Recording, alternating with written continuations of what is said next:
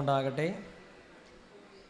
നമ്മുടെ യുവജന സമ്മേളനത്തിൻ്റെ 3-ാം ദിവസമായ ഇന്ന് രാവിലത്തെ സെഷന് ക്ലാസ് നൽകുന്നത് റവറൻ ഡോക്ടർ എൽ.വി. ബിപിൻലാൽ അച്ഛനാണ്. അച്ഛനെ വേദിയിലേക്ക് സ്വാഗതം ചെയ്യുന്നു. അതുപോലെ തന്നെ ഈ സെഷന് സ്വാഗതം ആശംസിക്കുന്നത് ആശ്രീ എ. തോമസ്. അതുപോലെ തന്നെ ഈ സെഷന് നന്ദി പറയുന്നത് അജോമോൻ തോമസ്. ഈ രണ്ടുപേരെയും വേദിയിലേക്ക് ക്ഷണിക്കുന്നു.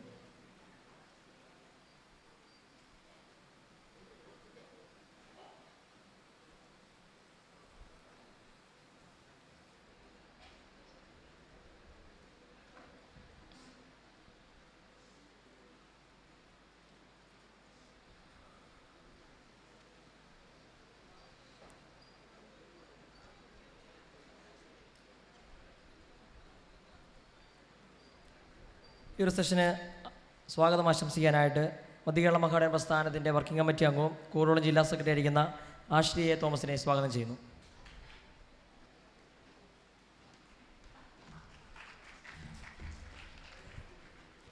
ദൈവനാമത്തിന് മഹത്വം ഉണ്ടാകട്ടെ. CSI മധ്യകേരള മഹായിടവക യുവജന പ്രസ്ഥാനത്തിൻ്റെ 105-ാം യുവജന സമ്മേളനത്തിൻ്റെ 3-ാം ദിവസത്തിലേക്ക് നാം കടന്നു വന്നിരിക്കുകയാണ്. അപ്പം ഈ ഒരു യോഗത്തിൽ എല്ലാവരെയും സ്വാഗതം അർപ്പിക്കുക എന്നുള്ളതാണ് എന്നിൽ നിക്ഷിപ്തമായിരിക്കുന്ന കർത്തവ്യം. നമ്മുടെ ഈ ഒരു സെഷന് അധ്യക്ഷപദം അലങ്കരിക്കുന്നത് മഹായിടവ വർക്കിംഗ് കമ്മിറ്റി മെമ്പറും അതോടൊപ്പം തന്നെ അടൂർ ഡിസ്ട്രിക്ട് സെക്രട്ടറിയുമായിരിക്കുന്ന ജോബിൻ കെ. ജോണാണ്. ജോബിനെ ഈ ഒരു സെഷനിലേക്ക് സ്വാഗതം ചെയ്യുന്നു. ഈ ഒരു സെഷൻ്റെ മുഖ്യ അതിഥിയും അതോടൊപ്പം തന്നെ ഈ ഒരു സെക്ഷൻ കൈകാര്യം ചെയ്യുന്നതും കേരള യുണൈറ്റഡ് തിയോളജിക്കൽ സെമിനാറിലെ assistant professor Reverend doctor L V. Bipinlal അച്ഛനാണ്. അച്ഛനെ വളരെ സ്നേഹത്തോടെ ഈ ഒരു യോഗത്തിലേക്ക് സ്വാഗതം ചെയ്യുന്നു. കൂടാതെ ഈ ഒരു യോഗത്തിന് നന്ദി പറയുന്നത് മുണ്ടക്കയം ഡിസ്ട്രിക്ട് സെക്രട്ടറി അജോമോനാണ്. അജോമോനെയും സ്വാഗതം ചെയ്യുന്നു.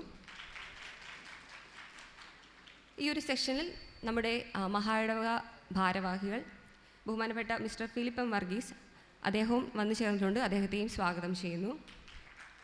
അതോടൊപ്പം തന്നെ നമ്മുടെ ബഹുമാനപ്പെട്ട അച്ഛന്മാർ എല്ലാവരും ഇവിടെ ആയിരിക്കുന്നു. അച്ഛന്മാരെയും അതോടൊപ്പം തന്നെ സഭാ ശുശ്രൂഷകരെയും ഈ യോഗത്തിലേക്ക് സ്വാഗതം ചെയ്യുന്നു. നമ്മുടെ പ്രൊഫഷണൽസ് ഏവരെയും സ്വാഗതം ചെയ്യുന്നു. പിന്നെ മഹായിടവക ഒഫീഷ്യൽസ് അതോടൊപ്പം തന്നെ നമ്മുടെ എല്ലാ യുവജനാംഗങ്ങളെയും സ്നേഹത്തോടെ യുവജന പ്രസ്ഥാനത്തിൻ്റെ പേരിൽ സ്വാഗതം ചെയ്തുകൊണ്ട് എൻ്റെ ഈ കർത്തവ്യത്തിൽ നിന്ന് ഞാൻ വിരമിക്കുന്നു. ദൈവം നമ്മെ അനുഗ്രഹിക്കട്ടെ.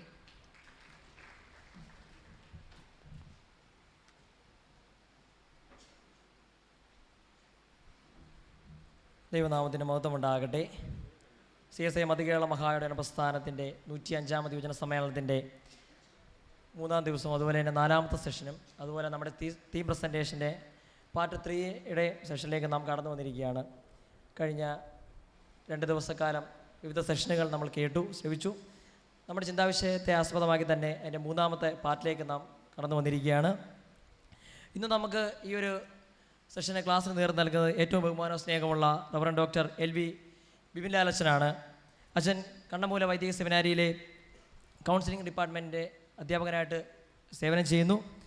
കൂടാതെ തന്നെ കൗൺസിലിങ്ങിൻ്റെ ഡോക്ടറേറ്റ് എടുത്തിട്ടുണ്ട്. കൗൺസിലിങ്ങിൻ്റെ ഡോക്ടറേറ്റ് എടുത്തിട്ടുണ്ട്. അതുപോലെ തന്നെ അച്ഛൻ കോട്ടയം FFRRCCയുടെ ഫാക്കൽറ്റിയും കൂടെയാണ്. അതുപോലെ തന്നെ അച്ഛൻ സൗത്ത് കേരളയിലെ ഒരു വൈദികനും കൂടെയാണ്. അതുപോലെ തന്നെ തിരുവനന്തപുരം സ്വദേശിയാണ്. അച്ഛൻ്റെ ക്ലാസ് നമ്മുടെ ജീവിതത്തിൽ ഒരു അനുഗ്രഹമാകട്ടെ എന്ന് പറഞ്ഞുകൊണ്ട് ഏറെ സ്നേഹത്തോടെ അച്ഛനെ ക്ലാസ്സുകൾ എടുക്കാനായിട്ട് സ്വാഗതം ചെയ്യുന്നു.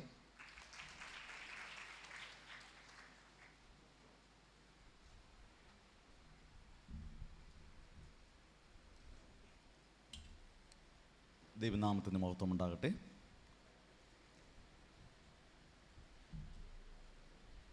എനിക്ക് നിങ്ങളോടൊപ്പം ആയിരിക്കാൻ ദൈവം നൽകിയ ഈ ഭാഗ്യമേറിയ അവസരം ഞാൻ ദൈവത്തെ സ്തുതിക്കുന്നു, സ്തോത്രം ചെയ്യുന്നു. വളരെ ഉത്സാഹത്തോടും ഉന്മേഷത്തോടും കൂടെയാണ് നിങ്ങളായിരിക്കുന്നത്. അതുകൊണ്ട് തന്നെ ആ ഉത്സാഹവും ഉന്മേഷവും എനിക്കും നിങ്ങളോടൊപ്പം ചേർന്ന് അനുഭവിക്കാനായിട്ട് സാധിക്കുന്നു. എൻ്റെ കുറച്ചുകൂടെ നിങ്ങളുടെയൊക്കെ ഒരു പ്രായത്തിലുണ്ടായിരുന്ന ആ ഒരു സമയം പെട്ടെന്ന് എൻ്റെ മനസ്സിലേക്ക് ഓർമ്മ വരികയും VBSൽ പാടിയത്, ഓടിയത്, ചാടിയത്, VBS പഠിപ്പിച്ചത് ആ ഒരു ഓർമ്മയാണ് ഇവിടെ വന്ന് നിങ്ങളുടെ ഈ കൂട്ടുകാരൊക്കെ ഒന്ന് മുമ്പോട്ട് വന്ന് ഡാൻസ് കളിക്കുകയൊക്കെ ചെയ്തപ്പോൾ എനിക്കും കൂടെ കളിച്ചാൽ തോന്നിപ്പോകുമോ എന്നൊരു തോന്നിപ്പോയി. വളരെ ഉന്മേഷത്തോടും എനർജിയോടും കൂടിയാണ് നിങ്ങളായിരിക്കുന്നത്. ദൈവം നിങ്ങളെ ധാരാളമായി അനുഗ്രഹിക്കട്ടെ. വളരെ നല്ലൊരു തീമാണ് നിങ്ങൾ ഈ വർഷത്തെ ചിന്തയ്ക്കായി എടുത്തിട്ടുള്ളത്. ആ തീം നമ്മെ ചലഞ്ച് ചെയ്യണം. നമ്മുടെ ജീവിതത്തെ അത് ഫോർമേഷനിലേക്ക് നയിക്കേണ്ടുന്നത് ആവശ്യമാണ്. 105ാമത് സൺകേരള മഹായിടവയുടെ യൂത്ത് കോൺഫറൻസ് ആയിട്ടാണ് കടന്നു വന്നിരിക്കുന്നത്. 105 വർഷം നടത്തിയ ദൈവത്തിന് നമുക്ക് സ്തോത്രം ചെയ്യുവാനും നന്ദി പറയുവാനുള്ളൊരു അവസരമാണ് ഇവിടെ ലഭ്യമായി തീർന്നിരിക്കുന്നത്. അഭിവന്യ റവറൻഡ് ഡോക്ടർ മലയിൽ സാബു കോശി ചെറിയാൻ തിരുമേനിയുടെ വാക്കുകൾ, ഉദ്ഘാടന പ്രസംഗമൊക്കെ തന്നെ വളരെയധികം ഹൃദയസ്പർശിയായിരുന്നു. തിരുമേനിയെ പ്രത്യേകം ഞാൻ സ്നേഹത്തോടെ ഓർക്കുന്നു. എന്നെ ഇതിൽ ക്ഷണിച്ചതിലുള്ള സന്തോഷത്തെയും സ്നേഹത്തെയും ഞാൻ അറിയിക്കുന്നു. ജനറൽ സെക്രട്ടറി ആയിരിക്കുന്ന റവറൻഡ് സിബി മാത്യു അച്ഛനോടുള്ള എൻ്റെ സ്നേഹത്തെ അറിയിക്കുന്നു. ഈ സഭയിലെ ശുശ്രൂഷകനായിരിക്കുന്ന റവറൻഡ് അലക്സ് പി ഉമ്മനച്ചൻ കൊച്ചമ്മ, ആ കുടുംബത്തോടുള്ള സ്നേഹത്തെ അറിയിക്കുന്നു. ഫിലിപ്പ് എം വർഗീസ് സാർ, മഹായിടവ രജിസ്ട്രാർ സാറിനോടുള്ള സ്നേഹത്തെ ഞാൻ അറിയിക്കുന്നു. ഇതുകൂടാതെ ഈ വേദിയിലായിരിക്കുന്ന ജോബിൻ ജോൺ അധ്യക്ഷനായിരിക്കുന്നു. ആഷ്ലി തോമസ് സ്വാഗതം പറഞ്ഞു. അജോ മോൻ തോമസ്, പ്രിയമുള്ളവരോടുള്ള എൻ്റെ സ്നേഹത്തെ ഞാൻ അറിയിക്കുകയും ചെയ്യുന്നു. ഒരു വാക്ക് പ്രാർത്ഥിക്കാം. പ്രാർത്ഥിച്ച് തുറന്നുള്ള സെഷനിലേക്ക് പ്രവേശിക്കാം. പ്രാർത്ഥിക്കാം. ഞങ്ങളെ സ്നേഹിക്കുന്ന കർത്താവേ, അങ്ങയുടെ സ്നേഹത്തിനും വാത്സല്യത്തിനും നന്ദി. ഞങ്ങളുടെ കരുതലിനും കൃപയ്ക്കും നന്ദി. അങ്ങ് ഞങ്ങളെ കൂട്ടിച്ചേർത്തിരിക്കാൻ നന്ദി അർപ്പിക്കുന്നു. ഇന്നത്തെ ഈ പഠനത്തിൽ, ചിന്തകളിൽ ദൈവകൃപ അനുഭവിപ്പാനും ദൈവ സാന്നിധ്യം അനുഭവിപ്പാൻ സഹായിക്കണം. യേശു മുഖേന തന്നെ പിതാവേ, ആമേൻ. ഒരു കാര്യം ചെയ്യാം. നിങ്ങളുടെ കയ്യിൽ ഒരു ബുക്ക് ലഭ്യമായി തീർന്നിട്ടുണ്ട്. അതിൽ നിങ്ങളുടെ പേരെഴുതണം. നിങ്ങളുടെ പേര് ആൾറെഡി എഴുതിയിട്ടുണ്ട്. ഒരു പുതിയ പേജ് എടുത്ത് അതിൽ നിങ്ങളുടെ പേരെഴുതണം.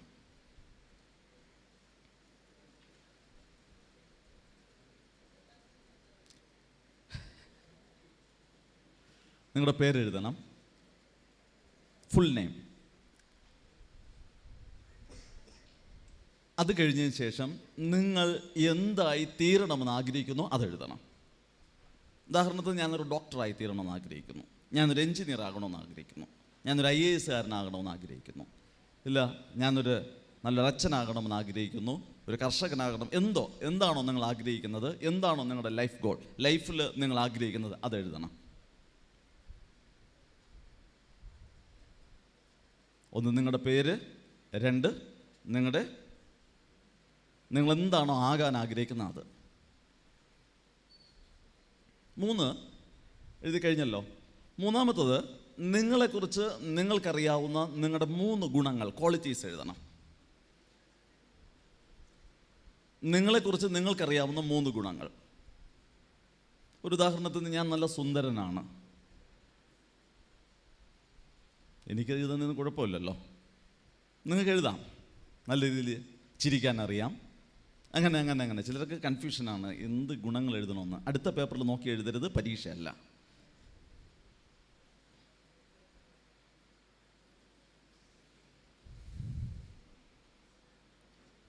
എഴുതി കഴിഞ്ഞല്ലോ. എഴുതി കഴിഞ്ഞെങ്കിൽ അതൊന്ന് എടുത്ത് വെച്ച് വായിക്കണം. സ്വയം വായിക്കണം. പേര്, നിങ്ങളുടെ ക്വാളിറ്റീസ്, നിങ്ങൾ എന്താണോ ആകാൻ ആഗ്രഹിക്കുന്നത്. ലെറ്റ്സ് സേ ഒരു 10-15 വർഷം കഴിയുമ്പോൾ നിങ്ങൾ എന്തായിരിക്കും, ഏത് പൊസിഷനിലായിരിക്കും, അതാണ് ഞാനിവിടെ ഉദ്ദേശിച്ചത്. 3ാമത്, നിങ്ങളെക്കുറിച്ച് നിങ്ങൾക്കറിയാവുന്ന നിങ്ങളുടെ 3 ക്വാളിറ്റീസ് വായിക്കണം. വായിച്ചിട്ട് അതൊന്ന് ആസ്വദിക്കണം, അതിൽ അഭിമാനം കൊള്ളണം. എല്ലാവരും അവരുടെ കരങ്ങളിൽ എഴുതിയിട്ടുള്ള ആ പേപ്പർ എടുത്ത് നിങ്ങളുടെ പേര് വായിച്ചിട്ട്, നല്ലൊരു പേരാണ്, അതിൽ അഭിമാനം കൊള്ളണം. 2, നിങ്ങൾ എന്താണോ ആഗ്രഹിച്ചത് അതിൽ അഭിമാനം കൊള്ളണം. 3, നിങ്ങൾക്കുള്ള നിങ്ങളുടെ ക്വാളിറ്റീസിനെ ഓർത്തൊന്ന് അഭിമാനം കൊള്ളണം. ആദ്യം അത് ചെയ്യണം. എൻ്റെ മുഖത്ത് നോക്കാനല്ല പറഞ്ഞത്, നിങ്ങളുടെ കാര്യങ്ങളുള്ള പേപ്പറിൽ വായിച്ചിട്ട് അതൊന്ന് ചെയ്യണം.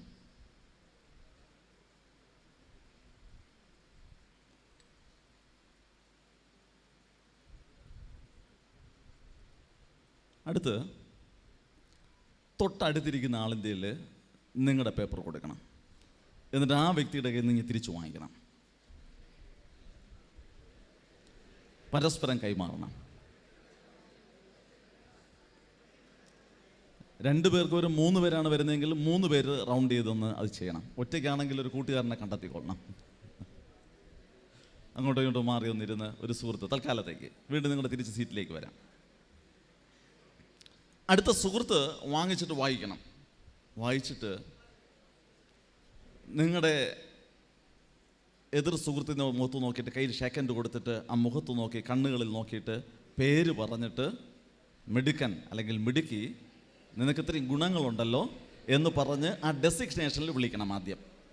ഉദാഹരണത്തിന് ഡോക്ടർ എന്ന് എഴുതിയിട്ടുണ്ടെങ്കിൽ ഡോക്ടർ എന്ന് പറഞ്ഞ് വിളിക്കണം പേരിനോടൊപ്പം. എന്നിട്ട് ആ കഴിവുകളെ നോക്കി അഭിനന്ദിക്കണം, അനുമോദിക്കണം.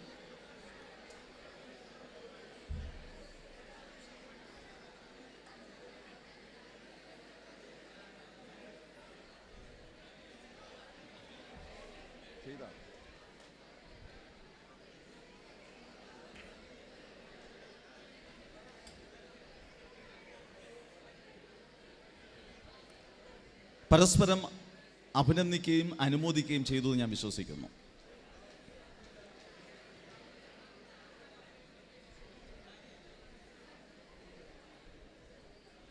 എല്ലാവരും അവരവരുടെ ഗോള് കണ്ടെത്തിയെന്ന് ഞാൻ വിശ്വസിക്കുന്നു. എല്ലാവർക്കും ഒരു ഗോൾ ഉണ്ടായിരുന്നു എന്ന് മനസ്സിലാക്കുന്നു. എല്ലാവർക്കും മിനിമം 3 ക്വാളിറ്റീസ് എങ്കിലും നിങ്ങൾക്ക് കണ്ടെത്താനായിട്ട് സാധിച്ചു എന്ന് ഞാൻ വിശ്വസിക്കുന്നു. ഇതാർക്കെങ്കിലും കണ്ടെത്താനായിട്ട് പറ്റിയില്ല എങ്കിൽ അത് കണ്ടെത്തണം, നിർബന്ധമാണ്.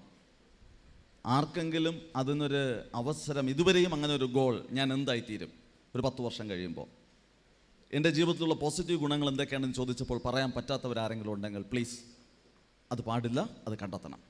അങ്ങനെ ഏതെങ്കിലും ബുദ്ധിമുട്ടുകൾ അനുഭവിക്കുന്നവരുണ്ട് എങ്കിൽ നിർബന്ധമായും ഒരു റിക്കൺസൈലിയേഷൻ, ഒരു യൂണിറ്റി അല്ലെങ്കിൽ ഒരു ഹീലിംഗ്, ഈ പറഞ്ഞ നമ്മളിപ്പോൾ അവസാനം പാടി കളിച്ച ആ പാട്ടിലൂടെ ആ ഒരു അർത്ഥം ഉൾക്കൊണ്ടുകൊണ്ട് മുന്നോട്ട് പോകാനായിട്ട് സാധിക്കണം. അത് നിർബന്ധമായ കാര്യമാണ്. എന്തായാലും എല്ലാവർക്കും ഇത് അടിസ്ഥാനപരമായി നമ്മൾ മനസ്സിലാക്കുന്നത് ആരും മോശക്കാരല്ല. ഞാനും നിങ്ങളും ആരും മോശക്കാരല്ല. നമ്മളെല്ലാവരും മിടുക്കനും മിടുക്കിയുമാണ്. 105ാമത് യൂത്ത് കോൺഫറൻസിൽ കടന്നു വന്നിരിക്കുന്ന ഈ യുവതി യുവാക്കളെല്ലാവരും തന്നെ മിടുക്കന്മാരും മിടുക്കികളുമാണ് എന്നതാണ് മനസ്സിലാക്കാനായിട്ട് സാധിക്കുന്നത്. Okay, thank you. നമുക്കൊന്ന് സെൽഫ് അപ്രീസിയേഷൻ ഒരു കാര്യങ്ങൾ അടിക്കാം.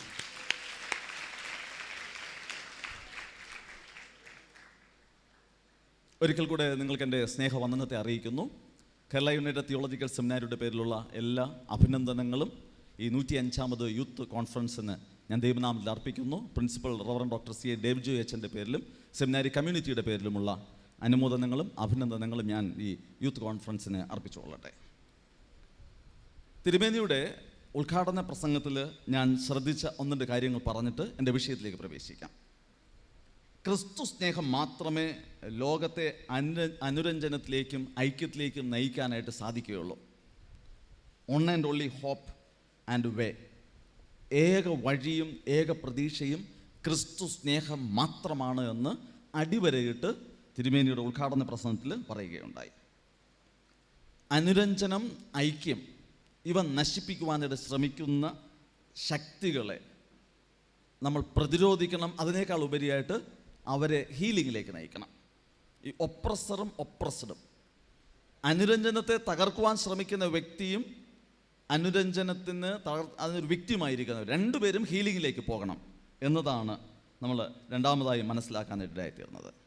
അതോടൊപ്പം തന്നെ ഈ യൂണിറ്റിയുടെയും റിക്കൺസിലിയേഷൻ്റെയും ചാലകങ്ങളായി തീരാന്നുള്ളൊരു ആഹ്വാനമാണ് നൽകിയത്. ഒരു ചാനലായിത്തീരുക, എന്നൊരു ചാനലായിത്തീരുക. തുടർന്ന് അടുത്ത തിരുമേനി സംസാരിച്ചത് ഇൻട്രോസ്പെക്ഷനെ കുറിച്ചാണ് പറഞ്ഞത്.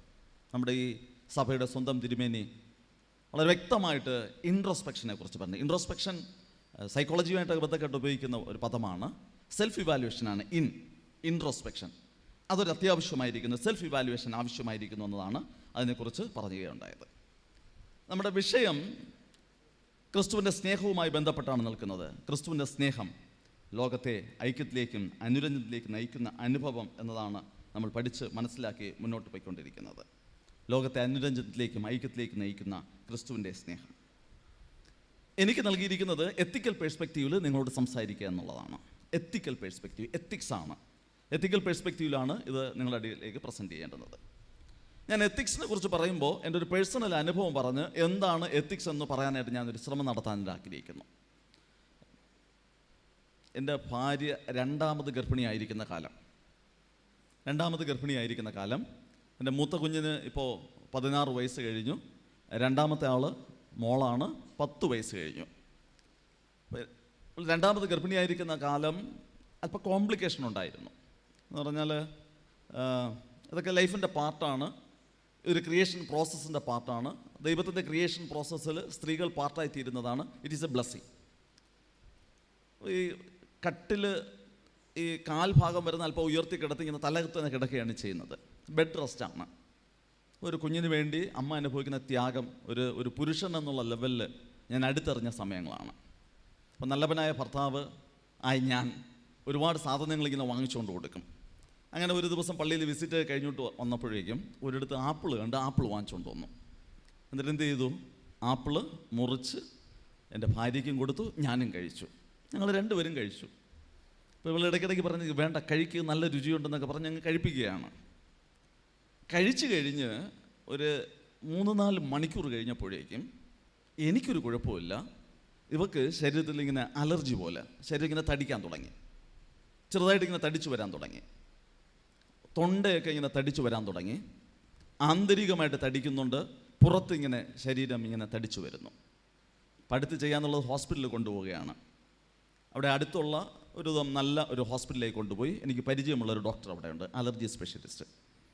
ഡോക്ടറെ പോയി കണ്ടു, സംസാരിച്ചു. ഞാൻ ഡോക്ടറോട് പറഞ്ഞു, സാറേ ഇന്നതാണ് പ്രശ്നം, ആപ്പിൾ കൊടുത്തതാണ്, ഇതാണ് സാധ്യത.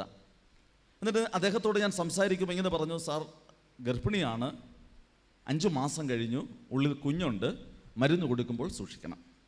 ഡോക്ടർ ഒരൊറ്റ മറുപടി, നിങ്ങൾ പറഞ്ഞത് എനിക്ക് മനസ്സിലായി, പക്ഷേ ഫസ്റ്റ് പ്രിഫറൻസ് ഈ അമ്മയ്ക്കാണ്. ഫസ്റ്റ് പ്രിഫറൻസ് ഈ അമ്മയ്ക്കാണ്, ഈ വ്യക്തിക്കാണ് ഫസ്റ്റ് പ്രിഫറൻസ്. സെക്കൻഡ് പ്രിഫറൻസ് ആണ് ഉള്ളിൽ കിടക്കുന്ന കുഞ്ഞിന്. എന്നിട്ട് അദ്ദേഹം എന്നോട് പറഞ്ഞു, ഞാൻ ശ്രദ്ധിച്ചോളാം, പക്ഷേ എൻ്റെ എത്തിക്സിൽ എൻ്റെ മുമ്പിൽ നിൽക്കുന്ന ഈ അമ്മയെ എനിക്ക് ജീവനോടുകൂടെ തിരികെ ഏൽപ്പിക്കുക, ഈ ക്രിട്ടിക്കൽ സിറ്റുവേഷനിൽ കൊണ്ടുവരിക എന്നുള്ളതാണ്, പുറത്തേക്ക് കൊണ്ടുവരിക. കാരണം ഇതിങ്ങനെ ഈ വീർത്ത് വരാൻ തുടങ്ങിക്കഴിഞ്ഞാൽ ഉള്ളിൽ ഇങ്ങനെ വരുമ്പോഴേക്കും തൊണ്ട ഭയങ്കരമായിട്ട് ഇങ്ങനെ നീര് കയറി കഴിഞ്ഞാൽ ശ്വാസകോശം അടയാം. ചിലപ്പോൾ ICUലാകാം, വെന്റിലേറ്ററിലാകാം, അങ്ങനെയുള്ള ഒരു ക്രിട്ടിക്കൽ സിറ്റുവേഷനിലേക്ക് പോകാം. സത്യം പറഞ്ഞാൽ ഞാൻ അതൊരു മുസ്ലിങ്ങൾ നടത്തുന്ന നിംസ് ആശുപത്രിയാണ്. അവിടെ മുസ്ലിങ്ങൾക്ക് നിസ്കരിക്കാൻ വേണ്ടി ഒരു റൂമുണ്ട്. ഞാൻ അതിനകത്ത് കയറി മുട്ടുമേൽ നിന്ന് പ്രാർത്ഥിക്കുകയാണ്, കർത്താവെ എങ്ങനെയെങ്കിലും ഒന്ന് സഹായിക്കണേ, ഞാൻ വാങ്ങിച്ചു കൊടുത്തതെന്നൊക്കെയാണ് പറഞ്ഞു. ഇങ്ങനെ ഞാൻ വിഷമം പറഞ്ഞുകൊണ്ട് നിൽക്കുകയായിരുന്നു. എന്തായാലും ദൈവം കരുണ ചെയ്തു, സുഖം പ്രാപിച്ച് പുറത്തു വന്നു. ഇവിടെയാണ് എത്തിക്സിൻ്റെ പ്രാധാന്യം നിൽക്കുന്നത്. എന്താണ് ഫസ്റ്റ് പ്രിഫറൻസ്? ആ ഡോക്ടറെ സംബന്ധിച്ച് അത് മെഡിക്കൽ എത്തിക്സ് എന്ന് പറയും. മെഡിക്കൽ എത്തിക്സിൽ ഫസ്റ്റ് പ്രിഫറൻസ് എന്ന് പറയുന്നത് ഈ വ്യക്തിക്കാണ്. സെക്കൻഡാണ് ഉള്ളിലുള്ള കുഞ്ഞിനും ബാക്കിയുള്ള കാര്യങ്ങൾക്കും കൊടുക്കുന്നത്. ഇതേ കാര്യം തന്നെ ഈ എത്തിക്സ് എല്ലാ മേഖലയിലുമുണ്ട്. ഞാൻ കൗൺസിലിംഗ് ആണ് ചെയ്യുന്നത്. കൗൺസിലിംഗിൽ എത്തിക്സ് ഉണ്ട്. കൗൺസിലിങ്ങിലുള്ള എത്തിക്സിലെ വളരെ പ്രധാനപ്പെട്ട ഒന്നാണ് കോൺഫിഡൻഷ്യാലിറ്റി, രഹസ്യം സൂക്ഷിക്കാനുള്ള കഴിവ്. രഹസ്യം സൂക്ഷിക്കണം. അത് കൗൺസിലർ എന്നുള്ള ലെവലിൽ എന്നെ നിക്ഷിപ്തമായിരിക്കുന്ന കർത്തവ്യമാണ്. പ്രത്യേകിച്ചും പുരോഹിതന്മാരുടെ അടക്ക ശുശ്രൂഷ നടത്തുമ്പോൾ, പുരോഹിതന്മാരുടെ അല്ലെങ്കിൽ ഈ കൗൺസിലർമാരോ അല്ലെങ്കിൽ പുരോഹിതന്മാരുടെ ഈ ബിഷപ്പുമാരുടെ അടക്കം ശുശ്രൂഷ നടത്തുമ്പോൾ ഇങ്ങനെ പറയാറുണ്ട്, അദ്ദേഹത്തെ ഇങ്ങനെ അടക്കം ചെയ്യുന്നതിലൂടെ കുറേ രഹസ്യങ്ങളും കുംഭസാര രഹസ്യങ്ങളും ഇങ്ങനെ കുഴിച്ചിടപ്പെടുകയാണ് ചെയ്യുന്നത്. അദ്ദേഹത്തോടൊപ്പം അതങ്ങ് അവസാനിക്കുകയാണ് ചെയ്യുന്നത്. അപ്പോൾ കോൺഫിഡൻഷ്യാലിറ്റി എന്ന് പറഞ്ഞാൽ വളരെ പ്രധാനപ്പെട്ട കാര്യമാണ്. ധാരാളം കാര്യങ്ങൾ എന്ന് പറയും, ധാരാളം കാര്യങ്ങൾ. അതൊന്നും തന്നെ ഭർത്താവിനോട് പറയാൻ പറ്റില്ല. ഒരു ഉദാഹരണത്തിന് ഞാനതൊന്ന് നിങ്ങൾ മനസ്സിലാക്കാൻ പറഞ്ഞു തരുന്നതാണ് കോൺഫിഡൻഷ്യാലിറ്റിയെക്കുറിച്ച്. ഒരിക്കലും ഒരു കപ്പിൾസ് ഫാമിലി ഇഷ്യൂ ആയിട്ട് കടന്നു വരികയാണ് ചെയ്യുന്നത്. സ്ത്രീയും പുരുഷനും ഭർത്താവിൻ്റെ ശ്രദ്ധയിൽ ഈ സ്ത്രീക്ക് ഒരു തെറ്റായ സൗഹൃദമുണ്ട് എന്ന് മനസ്സിലായി. ആ പെൺകുട്ടി എൻ്റെ അടുത്ത് വന്നിരിക്കുന്നു, പയ്യൻ എൻ്റെ അടുത്ത് വന്നിരിക്കുന്നു. ഈ പയ്യൻ കരച്ചിലാണ്, ഇവളെ പിരിഞ്ഞ് ജീവിക്കാനേ പറ്റില്ല. ആ പെൺകുട്ടി പുരുഷനെ പുറത്ത് നിർത്തി ആ പെൺകുട്ടിയോട് സംസാരിച്ചു. എന്തായാലും ഇവക്ക് ഇവനെ വേണം, പക്ഷേ തെറ്റുപറ്റിപ്പോയി. അവന് ഇവളെ വേണം, പക്ഷേ ഇനി അത് ആവർത്തിക്കാതെ അവനോടൊപ്പം നിൽക്കണം. ഇതാണ് ഇവർ രണ്ടുപേരിൽ നിന്ന് ഞാൻ മനസ്സിലാക്കിയത്. എന്തായാലും ഈ പെൺകുട്ടിയോട് കാര്യങ്ങൾ സംസാരിച്ചു. അല്പം മോശമായ ഒരു തലത്തിലാണ് നിൽക്കുന്നത്. ഒരു ശുശ്രൂഷകൻ എന്ന നിലയ്ക്ക് ഇനി ആവർത്തിക്കരുതെന്ന് ആവശ്യപ്പെടുകയും അത് ആവർത്തിക്കില്ല എന്ന് ഉറപ്പ് വരുത്തുകയും പാപബോധം, അനുതാപം, പാപവിമോചനം ഇത്രയും ചെയ്ത് ആ കുട്ടിയെ വീണ്ടെടുപ്പിലേക്ക് നയിച്ച് ഈ പുരുഷനെ അടുക്കിലേക്ക് ഇരുത്തി പരസ്പരം മാപ്പ് പറയിപ്പിച്ച് റിക്കൺസൈൽ ചെയ്താണ് വിട്ടത്. ഒരു ശുശ്രൂഷകൻ എന്നുള്ള നിലയ്ക്കും ഒരു കൗൺസിലർ എന്നുള്ള നിലയ്ക്കും എന്താണ് ഈ കുട്ടി പറഞ്ഞത് എന്നുള്ളത് എനിക്ക് പുരുഷനോട് പറയാനുള്ള അനുവാദമില്ല. 2, കോൺഫിഡൻഷ്യാലിറ്റിക്കകത്ത് മറ്റൊരു കൂടെ ഉണ്ട്. എനിക്കിത് ഈ ഒരു അറിവ് വച്ചും കൊണ്ട്, കാരണം അവർ വീണ്ടും തെറ്റ് ചെയ്യില്ല എന്ന് പറഞ്ഞുകൊണ്ട് ഹീലിങ്ങിലേക്ക് പോയി കഴിഞ്ഞു. രണ്ടാമത്തെ കാര്യം, ഇത് ക്രിസ്തു സ്നേഹവുമായിട്ട് ബന്ധപ്പെട്ട് പറഞ്ഞു വരുമ്പോൾ നമുക്ക് മനസ്സിലാകും. രണ്ടാമത്തത്, ഇതിനകത്തുള്ള മറ്റൊരു ഘടകം എന്ന് പറയുന്നത് എത്തിക്സ്. ഇതെനിക്കറിയാം, ഒരു കാരണവശാലും ഇതെനിക്കത് ബാർഗെയിൻ ചെയ്യുവാനുള്ള ഒരു ഉപകരണമാകാൻ പാടില്ല. മിസ്യൂസ് ചെയ്യാനുള്ള എൻ്റെ പേഴ്സണലായുള്ള ഫിനാൻഷ്യൽ ബെനിഫിറ്റോ മറ്റു ബെനിഫിറ്റിലേക്കോ പോകാനുള്ള ഒരു ഘടകമായി തീരാനായിട്ട് പാടില്ല. അതാണ് ഈ കോൺഫിഡൻഷ്യാലിറ്റിയുടെ പ്രത്യേകത എന്ന് പറയുന്നത്. ഈ ഒരു കോൺഫിഡൻഷ്യാലിറ്റി, ഇതാണ് ഈ എത്തിക്സ് എന്ന് പറഞ്ഞിരുന്നതിൻ്റെ പ്രധാനപ്പെട്ട ഘടകം. അപ്പോൾ എൻ്റെ ദാമ്പത്യവുമായിട്ട് ബന്ധപ്പെട്ട് ഇങ്ങനെ കണ്ട കോൺഫിഡൻഷ്യാലിറ്റി, ഈ ഒരു രഹസ്യാത്മകത നമ്മുടെ ജീവിതത്തിൽ നമുക്ക് ഉണ്ടാകേണ്ട ആവശ്യമാണ്. അങ്ങനെയാണെങ്കിൽ ധാരാളം ഇത്തരത്തിലുള്ള അനുഭവങ്ങൾ ഈ എത്തിക്സുമായിട്ട് ബന്ധപ്പെട്ട് നമുക്ക് മനസ്സിലാക്കാൻ സാധിക്കും. പ്രൈവസി ഇതിനകത്തുള്ള വളരെ പ്രധാനപ്പെട്ട മറ്റൊരു മേഖലയാണ്. ബൗണ്ടറീസ് ഉണ്ട്, റെസ്പെക്റ്റ് ഉണ്ട്, ഇങ്ങനെ പോകുന്നു ധാരാളം കാര്യങ്ങൾ.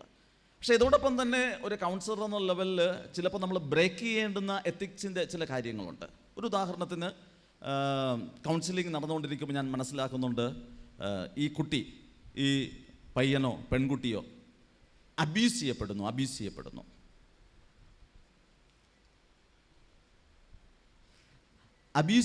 എന്ന് ഞാൻ മനസ്സിലാക്കി കഴിഞ്ഞാൽ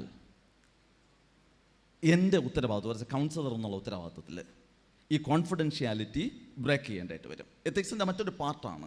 എവിടെയാണ് ബ്രേക്ക് ചെയ്യേണ്ടുന്നത്? അതിനുള്ള ഗവൺമെൻറ് ഏജൻസീസ് ഉണ്ട്. ഈ കുഞ്ഞിന് സുരക്ഷിതത്വം കൊടുക്കുക എന്നുള്ളത് എൻ്റെ ഉത്തരവാദിത്വമാണ്. ആ ഒരു ലെവലിലാണ് ഇത് പോകുന്നത്. അപ്പോൾ എത്തിക്സ് എന്ന് പറഞ്ഞാൽ ഈ ഒരു തലത്തിലാണ് നിൽക്കുന്നതെങ്കിൽ ഈ എത്തിക്സിന് പ്രധാനമായും 3 കാര്യങ്ങൾ ചേർന്നാണ് നമ്മൾ മനസ്സിലാക്കേണ്ടത്. 1, ഇതൊരു സ്വഭാവത്തിൻ്റെ ഭാഗമാണ്, ഇതൊരു ക്യാരക്ടറാണ്. 2, ഇത് ഒരു ബിഹേവിയറുമായി ബന്ധപ്പെട്ട് നിൽക്കുന്ന, ഒരു പെരുമാറ്റവുമായി ബന്ധപ്പെട്ട് നിൽക്കുന്നതാണ്. 3, ഇതൊരു ഡിസിഷൻ മേക്കിങ്ങിൽ ഇടപെടുന്ന കാര്യമാണ്. 3 കാര്യങ്ങളാണ് ഈ എത്തിക്സുമായിട്ട് ബന്ധപ്പെട്ട് നമ്മളിത് മനസ്സിലാക്കുമ്പോൾ റിക്കൺസിലിയേഷനിലേക്കും യൂണിറ്റിയിലേക്കും നയിക്കപ്പെടുമ്പോൾ ക്രിസ്തുവിൻ്റെ സ്നേഹം ഇത് എൻ്റെയും നിങ്ങളുടെയും സ്വഭാവത്തിൻ്റെ ഭാഗമായി തീർന്ന്, പെരുമാറ്റത്തിൻ്റെ ഭാഗമായി തീർന്ന്, ഡിസിഷൻ മേക്കിങ്ങിൻ്റെ ഭാഗമാക്കിക്കൊണ്ട് നമുക്ക് ഇംപ്ലിമെൻ്റ് ചെയ്യുവാനായിട്ട് സാധിക്കണമെന്ന് തിരിച്ചറിയുക. അങ്ങനെയാണ് ഇതിനെ വ്യക്തമായി നമുക്ക് ഇംപ്ലിമെൻ്റ് ചെയ്യുവാനായിട്ട് സാധിക്കേണ്ടുന്നത്. ഞാൻ ഈ വിഷയം ബിബ്ലിക്കലി 1-2 കാര്യങ്ങൾ പറഞ്ഞിട്ട്, ചില കാര്യങ്ങളൊന്ന് സൂചിപ്പിച്ചിട്ട് തുടർന്ന് അടുത്തൊരു തലത്തിലേക്ക് പോകാനാണ് ആഗ്രഹിക്കുന്നത്. ഇന്നൊരു 3 പാർട്ടായിട്ട് നമ്മളത് പ്രസൻറ്റേഷനിലേക്ക് പോകുന്നത്. 1, ഒരു പ്രസൻറ്റേഷൻ നടത്തും. അത് കഴിഞ്ഞതിന് ശേഷം നിങ്ങൾ ഗ്രൂപ്പുകൾ തിരിഞ്ഞൊരു ഡിസ്കഷൻ നടത്തും. ആ ഡിസ്കഷനിൽ ഒരു പ്രസൻറ്റേഷൻ ഉണ്ടാകും. അത് കഴിഞ്ഞതിന് ശേഷം ഒരു ഗോൾ സെറ്റിംഗ് ആണ്, ഫൈനൽ ഒരു ഗോൾ സെറ്റിംഗ് ആണ്. ഈ തീമിൻ്റെ അടിസ്ഥാനത്തിലുള്ള ഒരു ഗോൾ സെറ്റിംഗ്, ഒരു ലൈഫ് ഗോൾ, അനുരഞ്ജനത്തിലേക്കും ഐക്യത്തിലേക്കും നയിക്കുന്ന ക്രിസ്തു സ്നേഹം എൻ്റെ സ്വഭാവത്തിൻ്റെ, പെരുമാറ്റത്തിൻ്റെ, ഡിസിഷൻ മേക്കിങ്ങിൻ്റെ ഈ 3 തലത്തിൻ്റെ ഭാഗമാക്കി തീർത്തുകൊണ്ട് നമ്മൾ ഓരോരുത്തരും ഒരു ഗോൾ സെറ്റ് ചെയ്യും, ഒരു ലൈഫ് ഗോൾ സെറ്റ് ചെയ്യും. അത് സെറ്റ് ചെയ്തുകൊണ്ടായിരിക്കും നമ്മൾ മുന്നോട്ട് പോകുന്നത്. അങ്ങനെ ആയിത്തീരുമ്പോൾ ക്രിസ്തു സ്നേഹം എൻ്റെ സ്വഭാവത്തിൻ്റെ, എൻ്റെ പെരുമാറ്റത്തിൻ്റെ, എൻ്റെ ജീവിതത്തിലെ ഡിസിഷൻ മേക്കിങ്ങിൻ്റെ പാർട്ടായിത്തീരും. അതിനു വേണ്ടിയുള്ള അങ്ങനെ ഒരു കൺക്ലൂഷനിലായിരിക്കും നമ്മളത് അവസാനിപ്പിക്കുന്നത്. വേദവാക്യം ശ്രദ്ധയിലേക്ക് വയ്ക്കട്ടെ. 2 കൊരിന്ത്യർ 5-ാം അധ്യായത്തിൻ്റെ 18-ാമത്തെ വാക്യവും 19-ാമത്തെ വാക്യവുമാണ്. 18-ഉം 17-ഉം 2 വാക്യങ്ങളാണുള്ളത്. അത് ഞാൻ 18-ാമത്തെ വാക്യത്തിൻ്റെ 2ാം ഭാഗം വായിക്കാം. അവൻ നമ്മെ ക്രിസ്തു മൂലം തന്നോട് നിരപ്പിച്ചു, നിരപ്പിൻ്റെ ശുശ്രൂഷ ഞങ്ങൾക്ക് തന്നിരിക്കുന്നു. ദൈവം നമ്മെ ക്രിസ്തു മൂലം തന്നോട് നിരപ്പിച്ചു, നിരപ്പിൻ്റെ ശുശ്രൂഷ ഞങ്ങൾക്ക് തന്നിരിക്കുന്നു. 17-ാമത്തെ വാക്യം, ഒരുത്തൻ ക്രിസ്തുവിലായാൽ അവൻ പുതിയ സൃഷ്ടിയാകുന്നു, പഴയത് കഴിഞ്ഞുപോയി, ഇതാ അത് പുതുതായി തീർന്നിരിക്കുന്നു. അതിനൊക്കെയും ദൈവം കാരണഭൂതൻ തന്നെ. ദൈവം ക്രിസ്തുവിലൂടെ നമ്മെ ദൈവത്തോട് നിരപ്പിച്ചു, അത് കഴിഞ്ഞിട്ട് എന്നെയും നിങ്ങളെയും പുതിയ സൃഷ്ടിയാക്കി തീർത്തിരിക്കുന്നു എന്നാണ് ഈ പറഞ്ഞിരിക്കുന്നത്. ഈ ഭാഗം ദൈവം എന്നെയും നിങ്ങളെയും ദൈവത്തോട് ക്രിസ്തുവിലൂടെ നിരപ്പിച്ചതിനെക്കുറിച്ചും 2 എന്നിലും നിങ്ങളിലും ഏൽപ്പിച്ചിരിക്കുന്ന ഒരു ദൗത്യത്തെക്കുറിച്ചുമാണ് പറഞ്ഞിരിക്കുന്നത്. ഇവ എന്തൊക്കെയാണെന്നൊന്ന് മനസ്സിലാക്കി ദൈവം എനിക്കും നിങ്ങൾക്കും എന്തൊക്കെ ചെയ്തു തന്നിട്ടുണ്ട്. 3 കാര്യങ്ങൾ ചെയ്തു തന്നിട്ടുണ്ട്. ഒരു കാര്യം എന്നോട് നിങ്ങളോട് ആവശ്യപ്പെടുന്നു. ഈ ആവശ്യപ്പെട്ട ഈ കാര്യം യുവജനങ്ങളാകുന്ന നമ്മൾ അത് ഇംപ്ലിമെൻ്റ് ചെയ്യാനായിട്ട് പോവുകയാണ് ചെയ്യുന്നത്. ഒരുമിച്ച് ഇംപ്ലിമെൻ്റ് ചെയ്യാനുള്ള ഒരു പരിശ്രമമാണ് നടത്തുന്നത്. ദൈവം എന്താണ് ചെയ്തത്? ക്രിസ്തുവിലൂടെ നമ്മെ വീണ്ടെടുത്തു എന്നുള്ളതാണ് പറഞ്ഞിരിക്കുന്നത്. ഇൻ ക്രൈസ്റ്റ് എക്സ്പീരിയൻസ് ആണ് നമുക്ക് നൽകിയിരിക്കുന്നത്. In Christ experience. അവൻ നമ്മെ ക്രിസ്തു മൂലം തന്നോട് നിരപ്പിച്ചു. In Christ experience. എൻ ക്രിസ്റ്റോസ് എന്ന ഗ്രീക്ക് പദമാണ് ഇവിടെ ഉപയോഗിച്ചിരിക്കുന്നത്. അതിൽ പറഞ്ഞിരിക്കുന്നത് ക്രിസ്തുവിൽ അഭയം പ്രാപിക്കുന്ന അവസ്ഥ, പൂർണ്ണമായും ക്രിസ്തുവിൽ അഭയം പ്രാപിക്കുന്ന അവസ്ഥയിലേക്ക് എത്തിക്കുന്ന ഒരു അനുഭവമാണ്. അല്പം കൂടെ വ്യക്തമായിട്ട് പറഞ്ഞു കഴിഞ്ഞാൽ ഒരു യൂണിയനും കമ്മ്യൂണിയനുമാണ്. ക്രിസ്തുവിലുള്ളൊരു യൂണിയനും ക്രിസ്തുവിലുള്ളൊരു കമ്മ്യൂണിയൻ എക്സ്പീരിയൻസുമാണ് ഇവിടെ നൽകുന്നത്. യൂണിയൻ എന്ന് പറയുമ്പോൾ അതൊരു ഏക മനസ്സാണ്. യേശുവിൻ്റെ മനസ്സും എൻ്റെ മനസ്സും ഒന്നായിത്തീരുന്നു. യേശുവിൻ്റെ ഇഷ്ടവും എൻ്റെ ഇഷ്ടവും ഒന്നായിത്തീരുന്നു. ആ ഒരു കമ്മ്യൂണിയനെയാണ് ഇവിടെ പറഞ്ഞിരിക്കുന്നത്. അടുത്ത് പറഞ്ഞിരിക്കുന്നത് യൂണിയനെയാണ് പറഞ്ഞത്. അടുത്ത് കമ്മ്യൂണിയൻ, ഒരു പങ്കുവയ്ക്കൽ, ഒരുമിച്ച് പോകുന്ന ഒരു പങ്കുവയ്ക്കലിൻ്റെ അനുഭവമാണ് പറഞ്ഞിരിക്കുന്നത്. ഒരു പടിയുടെ ഇൻ ക്രൈസ്റ്റ് എക്സ്പീരിയൻസ് എന്താണെന്ന് ചോദിച്ചു കഴിഞ്ഞാൽ അതൊരു റാഡിക്കൽ ട്രാൻസ്ഫോർമേഷനാണ്. റാഡിക്കൽ ട്രാൻസ്ഫോർമേഷനാണ് എന്ന് പറയുമ്പോൾ what is true of Christ becomes true of me. യേശുവിന് എന്താണോ ഇഷ്ടം, യേശുവിൽ എന്താണോ ശരി, അതാണ് എൻ്റെ ശരി. ആ ഒരു തലത്തിലേക്കാണ് എത്തുന്നത്. എന്നൊരു റാഡിക്കൽ ട്രാൻസ്ഫോർമേഷൻ എന്ന് പറയാം. സമൂല മാറ്റമുണ്ടായി. സമൂല മാറ്റം. നമ്മളൊരു ചെടി, ഈ ആയുർവേദ മരുന്നൊക്കെ കഴിക്കുന്ന സമയത്ത്, ഒറ്റമൂലിയൊക്കെ കഴിക്കുന്ന സമയത്ത് അവർ പറയാറുണ്ട് സമൂലം ഉപയോഗിക്കാൻ പറയും. സമൂലം. ചില ചെടികൾ എടുത്തതിന് ശേഷം അതിന് വേരോടെ പിഴുതെടുക്കും. അതിൻ്റെ വേര് മുതൽ തല വരെ പൂർണ്ണമായി ഉപയോഗിക്കും. ഈ കംപ്ലീറ്റ് ചേഞ്ചാണ് സംഭവിക്കുന്നത്. ജീവിതത്തിൻ്റെ എല്ലാ മേഖലകളിലും ക്രിസ്തു ഭാവം ഉൾക്കൊള്ളുന്ന അനുഭവം, അതാണ് ഇൻ ക്രൈസ്റ്റ് എക്സ്പീരിയൻസ്. അപ്പോൾ ദൈവം എനിക്കും നിങ്ങൾക്കും വേണ്ടി ഈ റിക്കൺസിലിയേഷനിലേക്ക് പോകാൻ വേണ്ടി, ക്രിസ്തു സ്നേഹത്തിലൂടെ യൂണിറ്റിയിലേക്ക് പോകുന്നതിലേക്ക് വേണ്ടി ചെയ്തത്, ഒന്ന് ഇൻ ക്രൈസ്റ്റ് എക്സ്പീരിയൻസ് നൽകി. രണ്ട്, അത് സമൂലമായ മാറ്റമാണ് നൽകിയത്. രണ്ടാമത് ഒരു ന്യൂ ക്രിയേഷനാക്കി, പുതുതാക്കി മാറ്റി. ന്യൂ ക്രിയേഷൻ, അത് ഈ കൈനോസ് എന്ന് പറയുന്ന ഗ്രീക്ക് വാക്കാണ് ഇവിടെ ഉപയോഗിച്ചിരിക്കുന്നത്. അതിൻ്റെ അർത്ഥം ഇങ്ങനെയാണ്, ഫ്രഷ്. ഫ്രഷ് ഫ്രഷ് എന്ന് പറഞ്ഞാൽ ഇപ്പോൾ കൊണ്ടുവന്നത്. ഇതുവരെയുള്ള എല്ലാ അവസ്ഥകളും മാറ്റിയിട്ട് എന്നെ ഫ്രഷാക്കി, നിങ്ങളെ ഫ്രഷാക്കി, നമ്മളെ ഫ്രഷാക്കി തീർക്കുകയാണ് ചെയ്യുന്നത്. ഈ 4 ദിവസത്തെ ക്യാമ്പ് ഒരു ഫ്രഷ്നെസ്സിലേക്കാണ് നയിക്കുന്നത്. ഇതുവരെയുള്ള എല്ലാ അനുഭവങ്ങളും ഫിൽട്ടർ ചെയ്യപ്പെടുകയാണ് ചെയ്യുന്നത്. അതിനുശേഷം ഒരു പുതുക്കം പ്രാപിച്ചുകൊണ്ട് ക്രിസ്തു സ്നേഹത്തിൽ നമ്മളെ ഫ്രഷാക്കുകയാണ് ചെയ്യുന്നത്. ഒരു ന്യൂ ക്രിയേഷനാക്കി മാറ്റുകയാണ് ചെയ്യുന്നത്. അതിൻ്റെ രണ്ടാമത്തെ അർത്ഥം, ഈ കൈനോസ് എന്ന് പറയുന്ന ഗ്രീക്ക് വാക്കിന് കൊണ്ട് നൽകിയിരിക്കുന്ന, ഒന്ന് ഫ്രഷ്, രണ്ട് അൺയൂസ്ഡ്, ഇതുവരെയും ഉപയോഗിക്കാതെ ഒരു പുതിയ ഫ്രഷ്, ഒരു പുതുമയുള്ള സാധനമാക്കി മാറ്റുന്നു. ഇനി നോവൽ എന്നുള്ള വാക്കും കൊണ്ട് ഉപയോഗിച്ചിരിക്കുന്നു, പുതുമയേറിയതാക്കി തീർക്കുന്നു. പഴയ മനുഷ്യനെ പൂർണ്ണമായും കുഴിച്ചിടപ്പെട്ട അവസ്ഥയിലേക്ക് എത്തിക്കുകയാണ് ചെയ്തിരിക്കുന്നതെന്ന് മനസ്സിലാക്കുക. മൂന്നാമതായി, ക്രിസ്തുവിലൂടെ ദൈവത്തോട് നമ്മെ അടുപ്പിച്ചു. ക്രിസ്തുവിലൂടെ എന്നെയും നിങ്ങളെയും ദൈവത്തോട് അടുപ്പിച്ചു. അതിന് ഈ അടുപ്പിച്ചു എന്നതിനേക്കാൾ ഉപരി ഞാൻ ഉപയോഗിക്കാൻ ആഗ്രഹിക്കുന്ന വാക്ക് ദൈവത്തോടുള്ള പിണക്കം തീർത്ത് ഐക്യത്തിലാക്കി.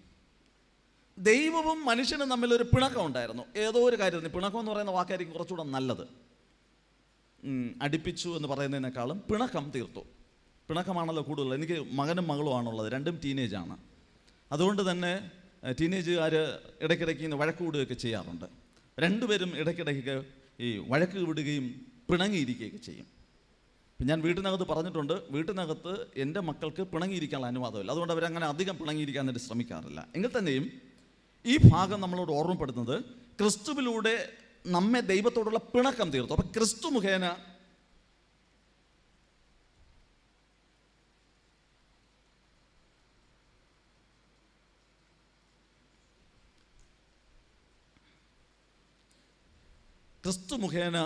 നമ്മെ ദൈവത്തോട് അടുപ്പിക്കുവാനായിട്ട് കാരണമായിത്തീരുന്നു.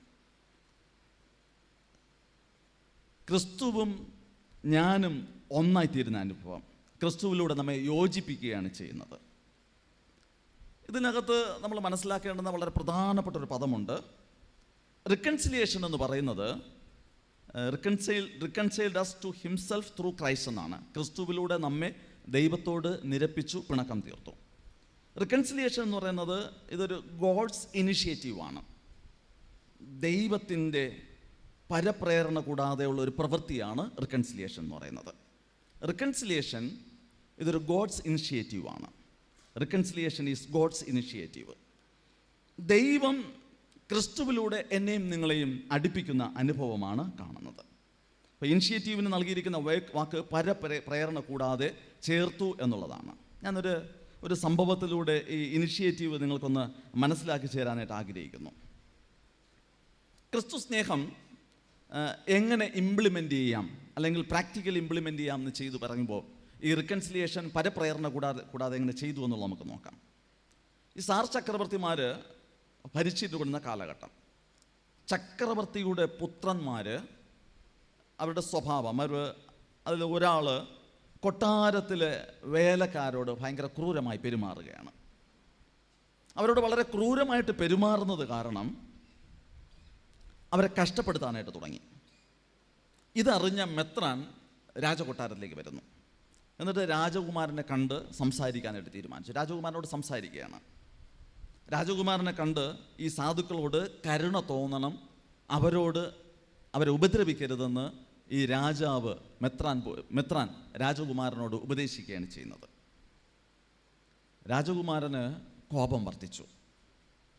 രാജകുമാരൻ കോപിച്ചിട്ട് മെത്രാൻ്റെ മുഖത്ത് ഒരടി കൊടുത്തു. എന്നിട്ട് മെത്രാനെ കൊട്ടാരത്ത് നിന്ന് ആട്ടിപ്പുറത്താക്കി. വലിയ വേദനയോടെ മെത്രാൻ പുറത്തേക്ക് ഇങ്ങനെ നടന്നു പോവുകയാണ്. പക്ഷെ അദ്ദേഹം ചിന്തിച്ചു, കുമാരൻ തെറ്റ് ചെയ്തു, പക്ഷെ അതിന് കാരണക്കാരൻ ഞാനാണല്ലോ. തിരിച്ച് കുമാരൻ്റെ അടുത്ത് ചെന്ന് ഞാൻ മാപ്പപേക്ഷിക്കും. കുമാരൻ തെറ്റ് ചെയ്തു, അതിന് കാരണക്കാരൻ ഞാനാണല്ലോ, ഞാൻ തിരിച്ച് കുമാരൻ്റെ അടുക്കിലേക്ക് ചെന്ന് മാപ്പപേക്ഷിക്കും. ഇദ്ദേഹം ഈ മെത്രാൻ കൊട്ടാരത്തിലേക്ക് മടങ്ങിച്ചെന്ന്, അപ്പോഴും ഈ രാജകുമാരൻ കോപത്തോടുകൂടെ നിൽക്കുകയാണ്. അവിടെ പറഞ്ഞിരിക്കുന്നത്, ഈ രാജകുമാരൻ്റെ കാൽക്കൽ പിടിച്ച് ഈ മെത്രാൻ മാപ്പപേക്ഷിക്കുന്നു, തന്നോട് ക്ഷമിക്കണമെന്ന് അപേക്ഷിക്കുന്നു. ആശ്ചര്യപ്പെട്ട ഈ ദേശത്തിരുന്ന കുമാരൻ മെത്രാൻ്റെ മുന്നിൽ മുട്ടുകുത്തി. തൻ്റെ തെറ്റിന് ഈ രാജകുമാരൻ മാപ്പ് അപേക്ഷിച്ചു.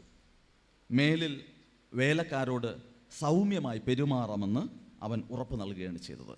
മേലിൽ തൻ്റെ വേലക്കാരോട് സൗമ്യമായി പെരുമാറാമെന്ന് ഉറപ്പ് കൊടുക്കുകയാണ് ചെയ്തത്. ഇതാണ് ഈ പരപ്രേരണ കൂടാതെ ദൈവം റിക്കൺസിലിയേഷനിലേക്ക് ക്രിസ്തു മുഖേന നമ്മുടെ അടുക്കിലേക്ക് വന്നു എന്നതിൻ്റെ അർത്ഥം. റിക്കൺസിലിയേഷൻ എന്ന് പറയുന്നത് ഗോഡ്സ് ഇനിഷ്യേറ്റീവാണ്. ദൈവം പരപ്രേരണ കൂടാതെ എന്നെയും നിങ്ങളെയും ക്രിസ്തു മുഖേന അടുപ്പിക്കുകയാണ് ചെയ്യുന്നത്. ഇതാണ് ക്രിസ്തുവിൽ കണ്ട സ്നേഹം, ക്രിസ്തുവിൽ കാണുന്ന സ്നേഹം, ക്രിസ്തുവിലൂടെ ഞാനും നിങ്ങളും അനുഭവിക്കുന്ന സ്നേഹം. ഇതിലൊരു കൗൺസിലിംഗ് അനുഭവം കൂടെ എനിക്ക് ഇതിനോട് ചേർത്ത് പറയാനായിട്ട് തോന്നുകയാണ്. ഒരിക്കലൊരു ഭാര്യയും ഭർത്താവും കൂടെ കൗൺസിലിങ്ങിന് വന്നു. ഭാര്യ ഭയങ്കര സ്നേഹമാണ്, ഈ മനുഷ്യന് ഭയങ്കര സ്നേഹമാണ് ഭാര്യയോട്. പക്ഷേ പെട്ടെന്ന് ദേഷ്യം വന്നാൽ ഇദ്ദേഹം ഉപദ്രവിക്കും എന്ന് പറഞ്ഞാൽ പരുഷമായിട്ട് ഉപദ്രവിക്കും. ഈ പയ്യൻ ഇവർ രണ്ടുപേരെയും ഹീൽ ചെയ്യണം. ഇവൻ്റെ ഉപദ്രവം സഹിക്കാൻ വയ്യാതെ ഈ സ്ത്രീ ഭാര്യ വീട് വിട്ട് തൻ്റെ വീട്ടിലേക്ക് പോയി. കല്യാണം കഴിഞ്ഞിട്ട് ഏകദേശം ഒരു 18-19 വർഷമായി. മുതിർന്ന 2 പെൺമക്കളുണ്ട്. മക്കളെന്ന് പറഞ്ഞാൽ ഈ പുരുഷൻ, ഈ അപ്പന് ഭയങ്കര സ്നേഹമാണ്, ഭാര്യ എന്ന് പറഞ്ഞാലും സ്നേഹമാണ്. പക്ഷേ ഇദ്ദേഹത്തിന് ദേഷ്യം വന്നാൽ വിവേകമില്ലാതെ പെരുമാറുന്ന സ്വഭാവമാണ്. അപ്പോൾ ഭാര്യ അടിക്കും. അപ്പോൾ അടി സഹിക്കാൻ വയ്യാതെ ഈ സ്ത്രീ തൻ്റെ വീട്ടിലേക്ക് പോവുകയാണ് ചെയ്തത്. ഒരാഴ്ച കഴിഞ്ഞിട്ട് തിരിച്ചു വന്നിട്ട് ഈ വീട്ടിൽ കൂടെ താമസിക്കുന്നുണ്ട്. പക്ഷേ ഭർത്താവിനോട് മിണ്ടൂല. അപ്പോൾ ഇവർ രണ്ടുപേരെ ഒന്നിപ്പിക്കണം, അതാണ് ആവശ്യം. അതിനുവേണ്ടിയാണ് എൻ്റെ അടുക്കിലേക്ക് കൊണ്ടുവന്നത്. അപ്പോൾ ഈ പുരുഷനോട് ഞാൻ കാര്യങ്ങളൊക്കെ ചോദിച്ചു. അപ്പോൾ ഞാൻ ഇതിനിടയ്ക്ക് ഈ സ്ത്രീയോട് ചോദിച്ച ചോദ്യമുണ്ട്. നീ എന്തായാലും ഭർത്താവിനോട് പിണങ്ങിയിട്ട് നിനക്ക് ഇഷ്ടപ്പെട്ട സ്ഥലത്ത് പോയി, നിൻ്റെ അപ്പൻ്റെ അമ്മയുടെ അടുക്കിലേക്ക്, പിന്നെ എന്തിനാണ് തിരിച്ചു വന്നത്? എന്നെ ഞെട്ടിപ്പിച്ചൊരു മറുപടിയുണ്ട്. അതെ, എനിക്ക് കാണാമല്ലോ, എനിക്ക് ഇദ്ദേഹത്തെ കാണാമല്ലോ, എനിക്ക് കാണാതെ ഒന്നും ഇരിക്കാൻ പറ്റില്ല. എനിക്ക് എൻ്റെ ഭർത്താവിനെ കാണണം, ഈ മനുഷ്യനെ കാണാതിരിക്കാനൊന്നും എനിക്ക് പറ്റില്ല. സെയിം സ്നേഹമാണ് ദൈവത്തിൽ ഞാൻ കണ്ടത്. ദൈവത്തിൽ ഞാൻ കണ്ട സ്നേഹം ഇതാണ്. ദൈവത്തിൻ്റെ മകനെയും മകളെയും അടുത്ത് കാണണം, നഷ്ടപ്പെട്ടു പോകാതെ കാണണം. എനിക്ക് കാണാതെ ഇരിക്കാൻ വയ്യ, എനിക്ക് വേണം. എവിടെ വേണം? എവിടെ വേണം? ദൈവത്തിൻ്റെ അടുക്കിലേക്ക് വേണം. അതിനു വേണ്ടിയാണ് ദൈവം ഇനിഷ്യേറ്റീവ് എടുത്ത് ക്രിസ്തുവിലൂടെ റിക്കൺസിലിയേഷനിലേക്ക് നയിച്ചത്. ഈ പുരുഷനെ ഞാൻ ഹീൽ ചെയ്തു, ഈ സ്ത്രീയെ ഹീൽ ചെയ്തു. ഈ പുരുഷൻ്റെ ബാക്ക്ഗ്രൗണ്ട് പാപം 8ാം ക്ലാസ് വരെ 9ാം ക്ലാസ് വരെ പഠിച്ചതാണ്. ഞാൻ അതുകൂടെ പറയുമ്പോഴായിരിക്കും അദ്ദേഹത്തെ നമുക്ക് മനസ്സിലാക്കാനും എമ്പതിയോട് ഇടപെടാനായിട്ട് സാധിക്കും. ഞാൻ അതൊന്ന് പറഞ്ഞോട്ടെ. ഈ പുരുഷൻ എന്ന് പറയുന്നത് 8ാം ക്ലാസ് വരെ 9ാം ക്ലാസ് വരെ പഠിച്ചുള്ളൂ. ഇവൻ്റെ ചെറുപ്രായത്തിൽ ഒരു 7 വയസ്സൊക്കെ ആയപ്പോഴേക്കും നല്ല തടിയുള്ള പയ്യനാണ്, നല്ല അധ്വാനിയാണ്. 7 വയസ്സ് 8 വയസ്സായപ്പോഴേക്കും അമ്മ മരിച്ചുപോയി. അമ്മ നാട്ടിലൊരു സ്ട്രേ ഡോഗ് കടിച്ചു. അപ്പോൾ നാട്ടു ചികിത്സകൾ ചെയ്തു, പക്ഷേ അമ്മയ്ക്ക് പേ ബാധിച്ചു. ഈ അമ്മയുടെ വീട്ടിലേക്ക് പോയി മുറി അടച്ചടത്തിരിക്കും. ഈ മകനും ആ വീട്ടിൽ അമ്മയുടെ വീട്ടിലേക്ക്, അമ്മച്ചിയുടെ വീട്ടിലേക്ക് ഇവനും പോയി. അവൻ പറയുന്നത് വളരെ സങ്കടത്തോടെയാണ് ഞാൻ കേട്ടുകൊണ്ടിരുന്നത്. ഇവൻ്റെ അമ്മ ഏറ്റവും അവസാനം ഇങ്ങനെ മുറിക്കകത്ത് കയറി ചില സമയത്ത് അങ്ങ് ഭയങ്കരമായിട്ട് നിലവിളിക്കും, ചിലപ്പോൾ ഇങ്ങനെ വരും. ആ മരിക്കുന്ന ദിവസം, ഈ അമ്മ മരിക്കുന്ന ദിവസം ഈ മകനെ കാണണമെന്ന് പറഞ്ഞു. സഹോദരങ്ങൾ പറഞ്ഞു നീ കാണണ്ടെന്ന് പറഞ്ഞു. എന്തായാലും ഈ അമ്മ വാതിൽ തുറന്ന് വെളിയിൽ വന്ന് വാതിലിൻ്റെ അടുക്കിലേക്ക് നിന്നു. ഈ മകൻ മുറ്റത്തിരിക്കുകയാണ്, മുറ്റത്തിൽ വരാന്തയിലിരിക്കുകയാണ്. ഈ മോൻ പറയുന്നത് ഇങ്ങനെയാണ്, ഇദ്ദേഹം പറയുകയാണ്, ഇങ്ങനെ നോക്കിക്കൊണ്ട് നിൽക്കുന്നു. അമ്മ എന്നെ നോക്കി നോക്കി നോക്കി പുഞ്ചിരിച്ചുകൊണ്ട് മക്കളെ എന്ന് വിളിച്ചിട്ട് അവിടെ അങ്ങ് ഇരിഞ്ഞു, കണ്ണുനീരൊലിച്ചു. അമ്മ അവിടെ ഇരുന്നങ്ങ് മരിച്ചു. ഇതാണ് അവൻ്റെ മനസ്സുള്ള പിക്ചർ. അപ്പോൾ അവൻ ഭയങ്കരമായിട്ട് സ്നേഹത്തിന് വേണ്ടി ആഗ്രഹിക്കുന്ന ഒരു 7 വയസ്സായ ബാലൻ ആ പയ്യൻ്റെ, ഈ 45 വയസ്സുകാരൻ്റെ ഉള്ളിലുണ്ടായിരുന്നു. 2 കല്യാണം കഴിഞ്ഞു. അവൻ്റെ അപ്പൻ 2ാമത് കല്യാണം കഴിച്ചു. ആ അമ്മ ഭയങ്കര ഉപദ്രവകാരിയാണ്. അപ്പോൾ ആ ഉപദ്രവമെല്ലാം ഏറ്റുകൊണ്ടാണ് ഈ മകൻ വളർന്നു വന്നത്. അവന് ഹീലിംഗ് ആവശ്യമായിരുന്നു. അതോടൊപ്പം തന്നെ താൻ ചെയ്ത് തെറ്റാണെന്ന് മനസ്സിലാക്കിച്ചു കൊടുത്ത് അവർ അനുരഞ്ജനത്തിലേക്ക് എത്തി എന്നുള്ള കാര്യത്തിൽ സംശയമില്ല. റിക്കൺസിലിയേഷൻ എന്ന് പറയുന്നത് ഇതൊരു ഗോഡ്സ് ഇനിഷ്യേറ്റീവാണ്. ഈ 3 കാര്യങ്ങളാണ് നമ്മളിവിടെ അനുഭവിക്കുന്നത്. ക്രിസ്തുവിലൂടെ നമുക്കിവിടെ അനുഭവിക്കാനായിട്ട് സാധിക്കുന്നത്. ഈ സ്ത്രീ പറഞ്ഞ വാക്കുകൾ ഞാൻ ഒരിക്കൽ കൂടെ പറയട്ടെ. എനിക്ക് ഇദ്ദേഹത്തെ കാണണം, എനിക്ക് കാണാമല്ലോ, എനിക്ക് കാണാതെ ഇരിക്കാൻ വയ്യ. ഈ ഇഷ്ടമാണ് യേശു ക്രിസ്തു ക്രൂശിലൂടെ വെളിപ്പെടുത്തിയത്. എൻ്റെ ദൈവമേ, എൻ്റെ ദൈവമേ, നീ എന്നെ കൈവിട്ടതെന്തെന്ന് പറഞ്ഞുകൊണ്ട് യേശു ക്രൂശിൽ കിടന്ന് ഭയങ്കരമായിട്ട് നിലവിളിക്കുന്നുണ്ട്. സത്യത്തിൽ എന്താണ് സംഭവിച്ചത്? സ്വർഗ്ഗത്തിലെ ദൈവം പുത്രനായ ക്രിസ്തുവിനെ അങ്ങ് കൈവിട്ടു. എന്നിട്ട് എന്നെ മകനായിട്ട് അങ്ങ് പിടിച്ചു. നമ്മളെ മകനാക്കി മകളാക്കി അങ്ങ് ചേർത്തുകൊണ്ടു, നമ്മെ ചേർത്തുകൊണ്ടു. യേശുവിനെ പാപമാക്കി എന്നെയും നിങ്ങളെയും വിശുദ്ധീകരിച്ചു. ഇതാണ് ക്രിസ്തുവിലൂടെ കണ്ട സ്നേഹം. ഇതാണ് യഥാർത്ഥമായ സ്നേഹം. ഈ സ്നേഹമാണ് എന്നെയും നിങ്ങളെയും അനുരഞ്ജനത്തിലേക്കും ഐക്യത്തിലേക്കും നയിക്കുന്നത്. ഇനി ഒരു കാര്യം കൂടെ ഇതിനോട് ചേർന്ന് പറയാൻ ആഗ്രഹിക്കുന്നത്, ഈ റിക്കൺസിലിയേഷൻ എന്ന് പറയുന്നത്, reconciliation as the mission of God, ദൈവത്തിൻ്റെ ഒരു ജീവിത ദൗത്യമായി നമ്മൾ മനസ്സിലാക്കണം. അനുരഞ്ജനം അല്ലെങ്കിൽ പിണക്കം മാറ്റുക എന്ന് പറയുന്നത് ദൈവത്തിൻ്റെ ഒരു ജീവിത ദൗത്യമായി, ദൈവത്തിൻ്റെ ഒരു മിഷനായിട്ട് നമ്മൾ മനസ്സിലാക്കേണ്ടുന്നത് ആവശ്യമാണ്. ഈ ക്രിസ്തു സ്നേഹമാണ് ഞാനും നിങ്ങളും ലോകത്തിൽ പ്രദാനം ചെയ്യേണ്ടുന്നത്. ഈ സ്നേഹമാണ് ലോകത്തെ അനുരഞ്ജനത്തിലേക്കും ഐക്യത്തിലേക്ക് നയിക്കുന്ന ക്രിസ്തു സ്നേഹമായി മാറ്റപ്പെടേണ്ടുന്നത്.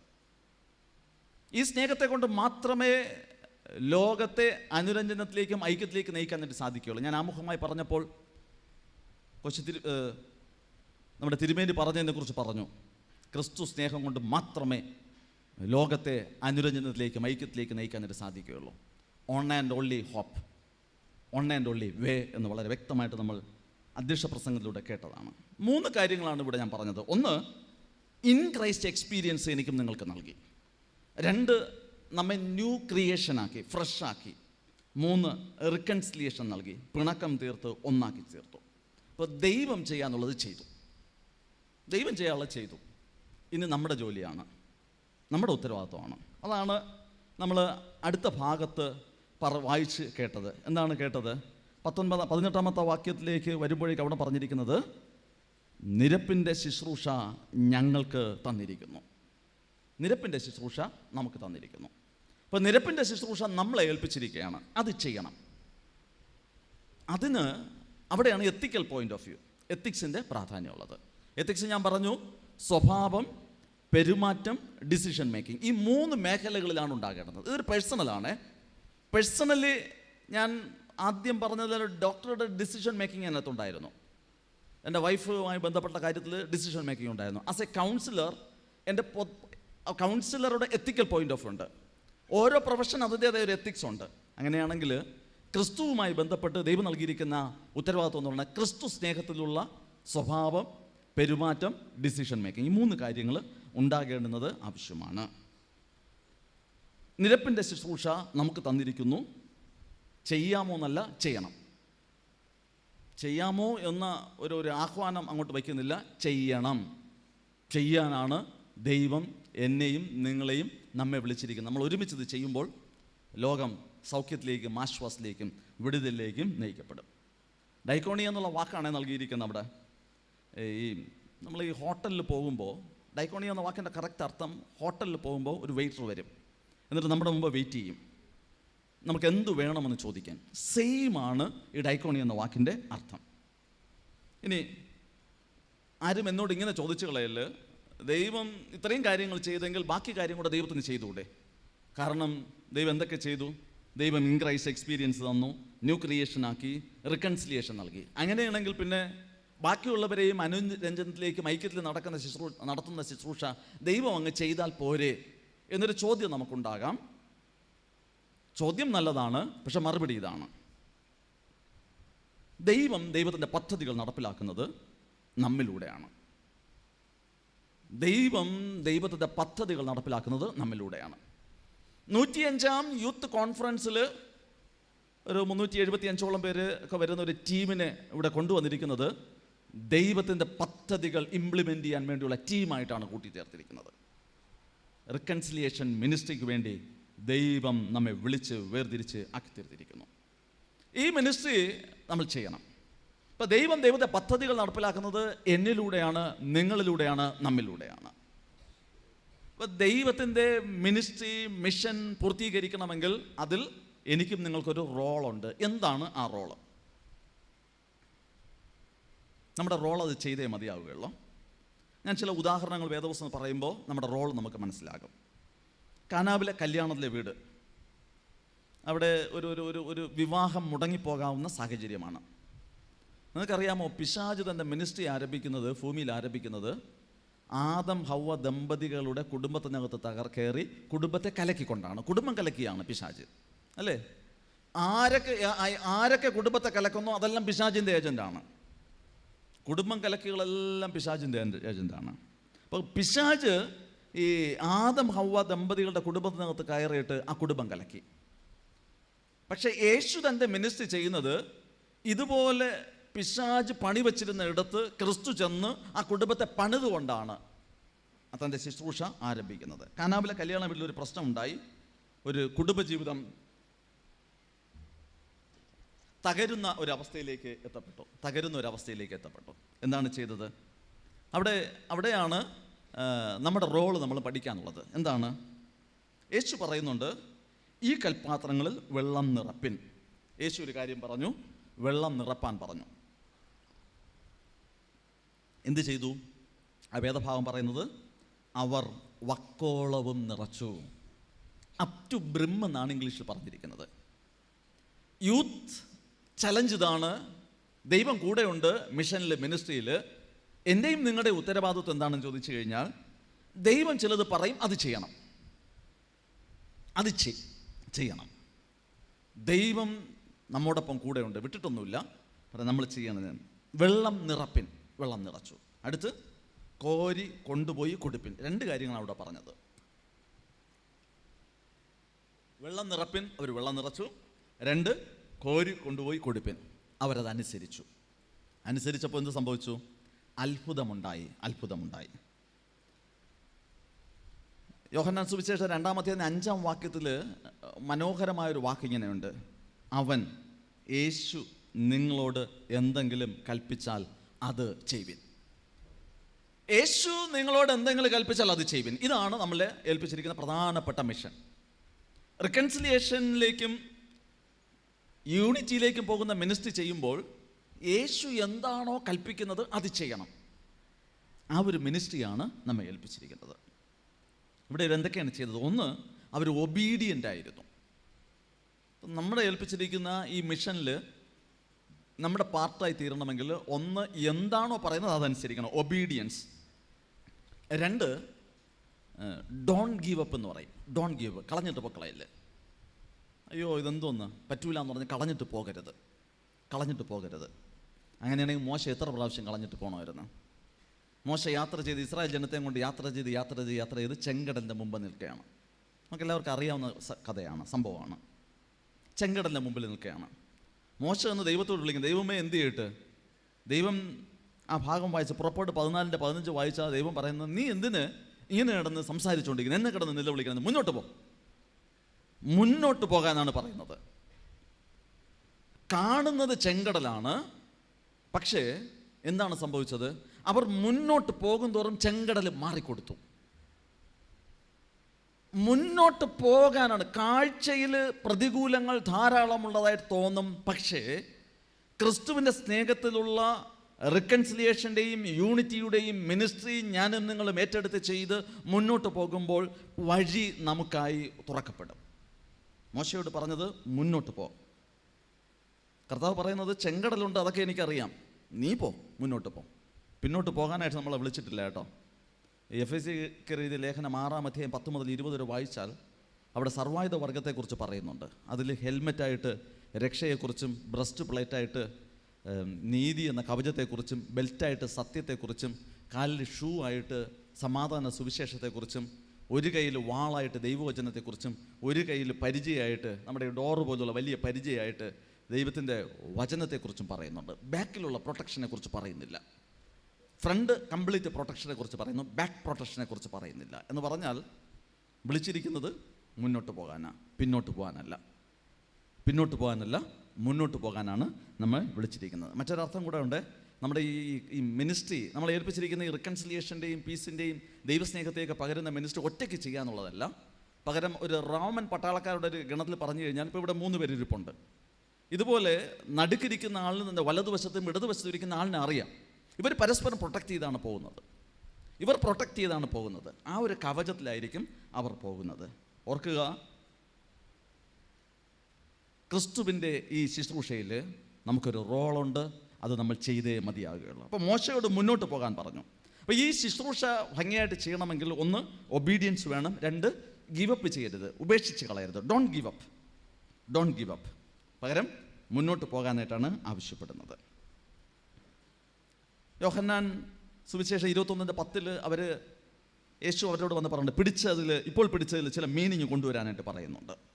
ഇവിടെ എല്ലാം തന്നെ 5 അപ്പം, നിങ്ങളുടെ പക്കൽ എന്തുണ്ട്? 5 അപ്പവും 2 മീനുമുണ്ട് എന്ന് പറഞ്ഞത് കൊണ്ട് കൊടുക്കുന്നുണ്ടല്ലോ. ഈ മിനിസ്ട്രി ഓഫ് റിക്കൺസിലിയേഷനിൽ ഇത് നമ്മൾ മനസ്സിലാക്കി ഇടപെടണമെന്ന് ഓർമ്മപ്പെടുത്തുന്നു. ഇനി എത്തിക്കൽ പെർസ്പെക്റ്റീവിലേക്ക് നമ്മൾ വരുമ്പോൾ ഈ ഒരു മിനിസ്ട്രി നമ്മൾ ചെയ്താണ് മുന്നോട്ട് പോകുന്നതെന്ന് പറഞ്ഞുവല്ലോ. എത്തിക്കലി ഈ ഉത്തരവാദിത്വം ഏറ്റെടുത്ത് പോകുമ്പോൾ നമ്മൾ ചെയ്യേണ്ടുന്ന പ്രധാനപ്പെട്ട ചില കാര്യങ്ങൾ. ഒന്ന്, എത്തിക്കലി നമ്മൾ അറിഞ്ഞിരിക്കേണ്ടുന്ന പ്രധാനപ്പെട്ട ഒരു കാര്യം, ഈ മിനിസ്ട്രിയിൽ എല്ലാവരും ക്രിസ്തുവിൻ്റെ ലൈക്ക്നെസ് ആൻഡ് ഇമേജിൽ ക്രിയപ്പെട്ടവരാണ്. All are created in the likeness and images of God. എല്ലാവരും ദൈവത്തിൻ്റെ സ്വരൂപത്തിലും സാദൃശ്യത്തിലും സൃഷ്ടിക്കപ്പെട്ടവരാണെന്നുള്ള ബോധ്യത്തോടുകൂടെ ഇടപെടുക. അപ്പോൾ എല്ലാവരും ക്രിസ്തുവിൻ്റെ സ്വരൂപത്തിലും സാദൃശ്യത്തിലും സൃഷ്ടിക്കപ്പെട്ടവരാണ്. ഇതെന്നെ ചലഞ്ച് ചെയ്യിപ്പിച്ച ഒരു ചിന്തയാണ്. എനിക്ക് ചിലരോടൊക്കെ എനിക്ക് വെറുപ്പുണ്ടായിരുന്നു. എനിക്ക് മറ്റുള്ളവരെ വെറുക്കാനുള്ള അനുവാദമില്ല എന്ന് എന്നെ പേഴ്സണലി ചലഞ്ച് ചെയ്ത ചിന്തയാണിത്. എങ്ങനെയാണെന്ന് പറഞ്ഞുതരാം. ഇപ്പം എനിക്ക് ശത്രുത ഈ സഹോദരനോടാണെന്ന് ഓർത്തുകൊള്ളുക. ഞാൻ ഈ സഹോദരനോട് വെറുക്കുമ്പോൾ ഞാൻ ആരെയാണ് വെറുക്കുന്നത്? ദൈവത്തിൻ്റെ സ്വരൂപത്തെയും സാദൃശ്യത്തെയാണ്. കാരണം ഈ സഹോദരനും സൃഷ്ടിക്കപ്പെട്ടിരിക്കുന്നത് എന്നിലുള്ള എന്നെ സൃഷ്ടിച്ച അതേ ദൈവത്തിൻ്റെ സ്വരൂപത്തിനും സാദൃശ്യത്തിലുമാണ്. ഈ സഹോദരനിലുള്ളതും ദൈവത്തിൻ്റെ സ്വരൂപവും സാദൃശ്യം. അപ്പം ഞാൻ ഈ സഹോദരനെ വെറുക്കുന്നതിലൂടെ ഞാൻ പേഴ്സണലി ഇദ്ദേഹത്തെ അല്ല വെറുക്കുന്നത്, പകരം ഞാൻ വെറുക്കുന്നത് ദൈവത്തിൻ്റെ സ്വരൂപത്തെയും സാദൃശ്യത്തെയാണ്, ദൈവത്തെയാണ് വെറുക്കുന്നത്. ഇത് അടിസ്ഥാനപരമായി നമ്മൾ കീപ്പപ്പ് ചെയ്യണം. ഈ ഒരു അടിസ്ഥാനപരമായ കീപ്പപ്പ് നമ്മുടെ മനസ്സിലുണ്ട് എങ്കിൽ ഒരിക്കലും നമുക്ക് ആരെയും വെറുക്കാൻ സാധിക്കില്ല, പകരം സ്നേഹിക്കാൻ സാധിക്കും. ഈ വേദപുസ്തകത്തിൽ പറയുന്ന, പൊതുവെ പറയാറുള്ള നമ്മളൊരിതുണ്ടല്ലോ, ദൈവം ഈ പാപത്തെ വെറുക്കുകയും പാപിയെ സ്നേഹിക്കുകയും ചെയ്യുന്നു. പേഴ്സണലി ആ വ്യക്തിയെ നമുക്ക് സ്നേഹിക്കാൻ സാധിക്കും, ആ വ്യക്തിയെ നമുക്ക് ഉൾക്കൊള്ളാനായിട്ട് സാധിക്കും. 2, ക്രിസ്ത്യൻ ലിവിങ് ആണ് നമുക്ക് നൽകുന്നത്. ഈ ക്രിസ്തുവുമായി ബന്ധപ്പെട്ടുള്ള ഈ ശുശ്രൂഷ റിക്കൺസിലിയേഷൻ്റെയും യൂണിറ്റിയുടെയും മിനിസ്ട്രി ചെയ്യുമ്പോഴേക്കും നമ്മൾ നൽകുന്നത് ക്രിസ്ത്യൻ ലിവിങ് ആണ്. Christian living according to God's will, ദൈവ ഇഷ്ടപ്രകാരമുള്ള ഒരു ക്രിസ്ത്യൻ ലിവിങ് നമുക്ക് ചെയ്യാനായിട്ട് നമ്മളെ പ്രാപ്തിപ്പെടുത്തുകയാണ് ചെയ്യുന്നത്. അതൊരു ഉദാഹരണത്തിലൂടെ ഞാൻ പറഞ്ഞ് മനസ്സിലാക്കിക്കാം. 1982 റിച്ചാർഡ് ഉംബ്രാണ്ട് തൃശ്ശൂർ, എറണാകുളം ഈ പ്രദേശത്ത് കടന്നു വന്നിരുന്നു. അപ്പം അദ്ദേഹം അവരനുഭവിച്ച ഈ പീഡനങ്ങളെക്കുറിച്ച് വളരെയധികം ധാരാളം പറയുകയുണ്ടായി. ഏകദേശം 14 വർഷം റുമേനിയയിൽ വിശ്വാസത്തെ പ്രതി പീഡനം അനുഭവിക്കേണ്ടി വന്ന ഒരു വ്യക്തിയാണ് അദ്ദേഹം തൻ്റെ കൂട്ടുകാരും മറ്റുള്ളവരൊക്കെ അനുഭവിച്ച വിശ്വാസത്തെക്കുറിച്ച് പീഡനങ്ങളെക്കുറിച്ച് പറയുകയുണ്ടായി. അതിൽ ഈ വിൻസ്റ്റെയർ എന്ന് പറയുന്ന ഒരു ബാലൻ്റെ അനുഭവമാണ് അതിനകത്ത് പറയുന്നത്. ഇതൊരു ക്രിസ്ത്യൻ ലിവിങ് എന്താണ് എന്ന് പറയാൻ വേണ്ടിയാണ് ഞാനിത് പറയാൻ ആഗ്രഹിക്കുന്നത്. ദൈവ ഇഷ്ടപ്രകാരമുള്ളൊരു ക്രിസ്തീയ ജീവിതം എങ്ങനെ നയിക്കാം എന്നത് നിങ്ങളൊന്ന് മനസ്സിലാക്കിക്കാൻ വേണ്ടിയാണ്. ക്രിസ്ത്യാനികളെ പീഡിപ്പിക്കുന്ന ആ പട്ടാളം മേധാവി പുതിയ മർദ്ദന മുറകൾ ആവിഷ്കരിച്ചു കൊണ്ടേയിരുന്നു. അതിലൂടെ അവർ ആവോളം പീഡിപ്പിച്ചു കൊണ്ടേയിരുന്നു. അപ്പം അദ്ദേഹം ക്രൂരതയുടെ ഒരു പര്യായമായിട്ട് നിൽക്കുകയാണ് ചെയ്തത്. വിൻസ്റ്റെയർ എന്ന് പറയുന്ന ഒരു ബാലൻ ഒരു പൂച്ചെണ്ട് കൊണ്ടുവന്ന് ഈ ക്രൂരനായ ക്യാപ്റ്റൻ്റെ കയ്യിൽ കൊണ്ടുകൊടുത്തു. എന്നിട്ട് അദ്ദേഹത്തിൻ്റെ ഈ ബാലൻ്റെ കണ്ണുകൾ നിറഞ്ഞൊഴുകുകയാണ് ചെയ്യുന്നത്. എന്നിട്ട് അദ്ദേഹം പറഞ്ഞു, സാറേ, ഞാനൊരു ക്രിസ്ത്യാനിയാണെന്ന് പറഞ്ഞാൽ അപ്പോൾ കൊല്ലും, പീഡിപ്പിക്കും. ഞാനൊരു ക്രിസ്ത്യാനി എന്ന കാരണത്താൽ അങ്ങ് എൻ്റെ അപ്പനെ, എൻ്റെ സഹോദരങ്ങളെ, എൻ്റെ അപ്പച്ചനെ ഒക്കെ നിഷ്കരണം പിടിച്ച് കൊന്നുകളഞ്ഞു. എന്നിട്ട് അദ്ദേഹം ആ പയ്യൻ വീണ്ടും പറയുന്നു, എൻ്റെ എല്ലാമായ അമ്മയെ അങ്ങ് ക്രൂരമായി മർദ്ദിച്ചു, അവശയാക്കി, യാതൊരു പരിചരണവും കൊടുക്കാതെ കൊന്നുകളഞ്ഞു. എന്നിട്ട് വീണ്ടും പറയുകയാണ്, എൻ്റെ അമ്മ ജീവിച്ചിരുന്നപ്പോൾ എന്നെ ഇങ്ങനെ പഠിപ്പിച്ചു, ശത്രുക്കൾക്ക് വേണ്ടി പ്രാർത്ഥിക്കണമെന്നും എന്നെ ദ്രോഹിക്കുന്നവരോട് ക്ഷമിക്കണമെന്നും അമ്മ എന്നെ പഠിപ്പിച്ചു. എൻ്റെ അമ്മ എന്നെ 2 കാര്യങ്ങൾ പഠിപ്പിച്ചു. 1, ശത്രുക്കൾക്ക് വേണ്ടി പ്രാർത്ഥിക്കണം. 2, എന്നെ ദ്രോഹിക്കുന്നവരോട് ക്ഷമിക്കണം. അമ്മ എന്നെ പഠിപ്പിക്കാനുള്ള കാരണം ക്രിസ്തു അതാണ് ചെയ്തത്. യേശു ഇത് ചെയ്തു, അതുകൊണ്ട് എന്നെ അമ്മ ഇത് പഠിപ്പിച്ചു. യേശു ക്രൂശിൽ കിടന്നുകൊണ്ട് ശത്രുക്കളോടൊക്കെ ക്ഷമിക്കുകയൊക്കെ ചെയ്തു. എന്നിട്ട് വീണ്ടും ഈ ബാലൻ ഈ പൂച്ചെണ്ട് കൊടുത്തുകൊണ്ട് ഇങ്ങനെ പറഞ്ഞു, നാളെ എൻ്റെ അമ്മയുടെ ജന്മദിനമാണ്, നിങ്ങൾ ഈ പൂച്ചെണ്ട് കൊണ്ടുവന്ന് നിങ്ങളുടെ ഭാര്യയ്ക്ക് കൊടുക്കണം. എന്നിട്ട് ഇങ്ങനെ പറയണം, ഒരു കൊച്ചു മകൻ്റെ ജന്മദിനാശംസകളാണ്, അവൻ നിനക്കും നിൻ്റെ കുടുംബത്തിനു വേണ്ടി പ്രാർത്ഥിക്കുന്നു, നിങ്ങൾ അവനോടും അവൻ്റെ കുടുംബത്തോടും ചെയ്തതെല്ലാം അവൻ ക്ഷമിക്കുന്നു. ഒരു കൊച്ചു മകൻ്റെ ജന്മദിന ആശംസയാണ്, അവൻ നിനക്കും നിൻ്റെ കുടുംബത്തിനു വേണ്ടി പ്രാർത്ഥിക്കുന്നു, അവൻ നിന്നോടും നിൻ്റെ കുടുംബത്തോടും നിങ്ങൾ അവനോടും അവൻ്റെ കുടുംബത്തോടും ചെയ്തതെല്ലാം അവൻ ക്ഷമിക്കുന്നു എന്നാണ് പറയുന്നത്. ഇതാണ് ക്രിസ്ത്യൻ ലിവിങ്. ദൈവ ഇഷ്ടപ്രകാരമുള്ള ക്രിസ്തീയ ജീവിതം എന്നാണ് ഇതാണ്. ഈ ഒരു ജീവിതം നയിക്കാനായിട്ടാണ് ദൈവം നമ്മെ വിളിച്ചിരിക്കുന്നത്. എത്തിക്കലി സ്പീക്കിംഗ് ഇതാണ് ക്രിസ്ത്യൻ ലിവിങ് എന്ന് പറയുന്നത്. ഇനി എത്തിക്സിൽ വളരെ പ്രധാനപ്പെട്ട ഒരു കാര്യമുണ്ട്. അത് നല്ലതും ചീത്തയുമായ ആശയങ്ങളെ പരിശോധിക്കുകയും മനസ്സിലാക്കുകയും ചെയ്യുക എന്നതാണ്. നമ്മൾ സഭയുമായി ബന്ധപ്പെട്ട് നല്ല ആശയങ്ങളും ചീത്തയായ ആശയങ്ങളുണ്ട്, അതൊക്കെ ഒന്ന് മനസ്സിലാക്കി പരിശോധിക്കുക എന്നതാണ് അടുത്ത ഒരു ഉത്തരവാദിത്വം എന്ന് പറയുന്നത്. ഒരു കാര്യം ചെയ്യും, എല്ലാവർക്കും ഒന്ന് എഴുന്നേറ്റ് നിൽക്കാമോ? രാവിലത്തെ ബ്രേക്ക്ഫാസ്റ്റ്, അത് കഴിഞ്ഞിട്ടുള്ള നിങ്ങളുടെ ഡാൻസ് കളി, ഇതൊക്കെ കഴിഞ്ഞപ്പോഴേക്കും ചിലരൊക്കെ ഞാൻ പറയുന്ന സമയത്ത് ഇങ്ങനെ പറയുന്നുണ്ട്, ശരിയാണച്ചാ, ഒരു തെറ്റുമില്ല, ഇങ്ങനെ പറയുന്നുണ്ട്. ഒന്ന് കൈയും കാലൊക്കെ ഒന്ന് നിവർത്താമോ? പ്രത്യേകിച്ച് നിങ്ങളുടെ ഈ പീരീഡ് പ്രായം എന്ന് പറയുന്നത് വളരെ ഹൈലി എനർജറ്റിക് ആണ്. നിങ്ങളങ്ങനെ അധിക സമയം ഒന്നും പിടിച്ചിരുത്താനായിട്ട് പറ്റില്ല. ഈവൻ ഒരു 20 മിനിറ്റ്സ് ആയിട്ടാണ് ഇത് ഡിവൈഡ് ചെയ്ത് പോകാനുള്ളത്. ഓക്കെ, അപ്പോൾ ഒരു കാര്യം ചെയ്യാം, ഒന്ന് പരസ്പരമൊക്കെ ഒന്ന് മുഖത്ത് നോക്കി ഷേക്കിൻ്റെ കൊടുത്ത് 2 വാക്ക് സംസാരിക്കണം. എന്തൊക്കെ വിശേഷങ്ങളുണ്ട്, സുഖമാണോ എന്നൊക്കെ ചോദിക്കണം.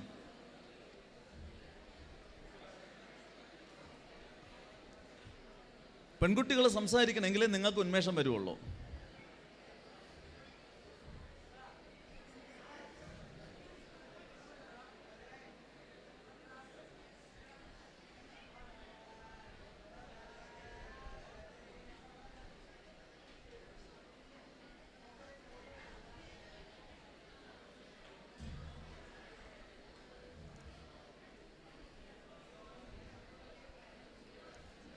പാട്ടൊന്ന് പാടി നോക്കണം.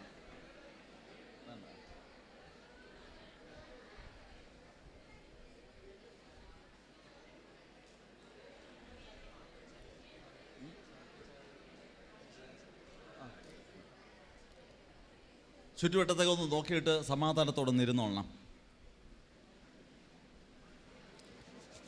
എല്ലാവരും കൈയൊന്നിങ്ങനെ റബ്ബ് ചെയ്യണം. നല്ല രീതിയിൽ കണ്ണാടിയുള്ളവരൊന്ന് മാറ്റി വയ്ക്കണം. മാറ്റി വെച്ചിട്ട് കൈയൊന്ന് നല്ല രീതിയിൽ റബ്ബ് ചെയ്യണം. റബ്ബ് ചെയ്ത് നല്ല ചൂട് പിടിപ്പിച്ചിട്ട് ആ മുഖത്തും കണ്ണിലൂടെ ഇങ്ങനെ തേച്ചും വിടണം.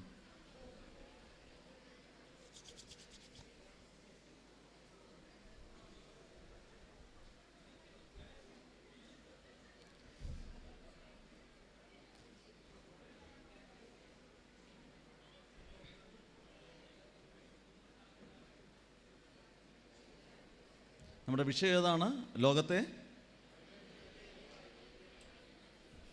ലോകത്തെ അനുരഞ്ജനത്തിലേക്കും ഐക്യത്തിലേക്കും നയിക്കുന്ന ക്രിസ്തു സ്നേഹം. ഞാൻ എന്താണ് പറയുന്നത്? എത്തിക്കൽ പെർസ്പെക്റ്റീവാണ്, ധാർമ്മികമായ പെർസ്പെക്റ്റീവാണ്. എൻ്റെ പ്രധാനപ്പെട്ട ഉദ്ദേശം നിങ്ങളിൽ 3 മേഖലകളിൽ മാറ്റമുണ്ടാകുക എന്നുള്ളതാണ്. ഏതൊക്കെയാണ് ഞാൻ പറഞ്ഞത്? ഒന്ന് സ്വഭാവത്തിന് മാറ്റം ഉണ്ടാവണം. 2 പെരുമാറ്റത്തിന് മാറ്റം ഉണ്ടാകണം. 3 ഡിസിഷൻ മേക്കിങ്ങിന്. ഇതൊന്ന് കുറിച്ച് വെച്ചോണേ. 1 പേഴ്സണലി സ്വഭാവത്തിന് മാറ്റം ഉണ്ടാകണം. സ്വഭാവം, ക്യാരക്ടർ. 2 എന്താണ്?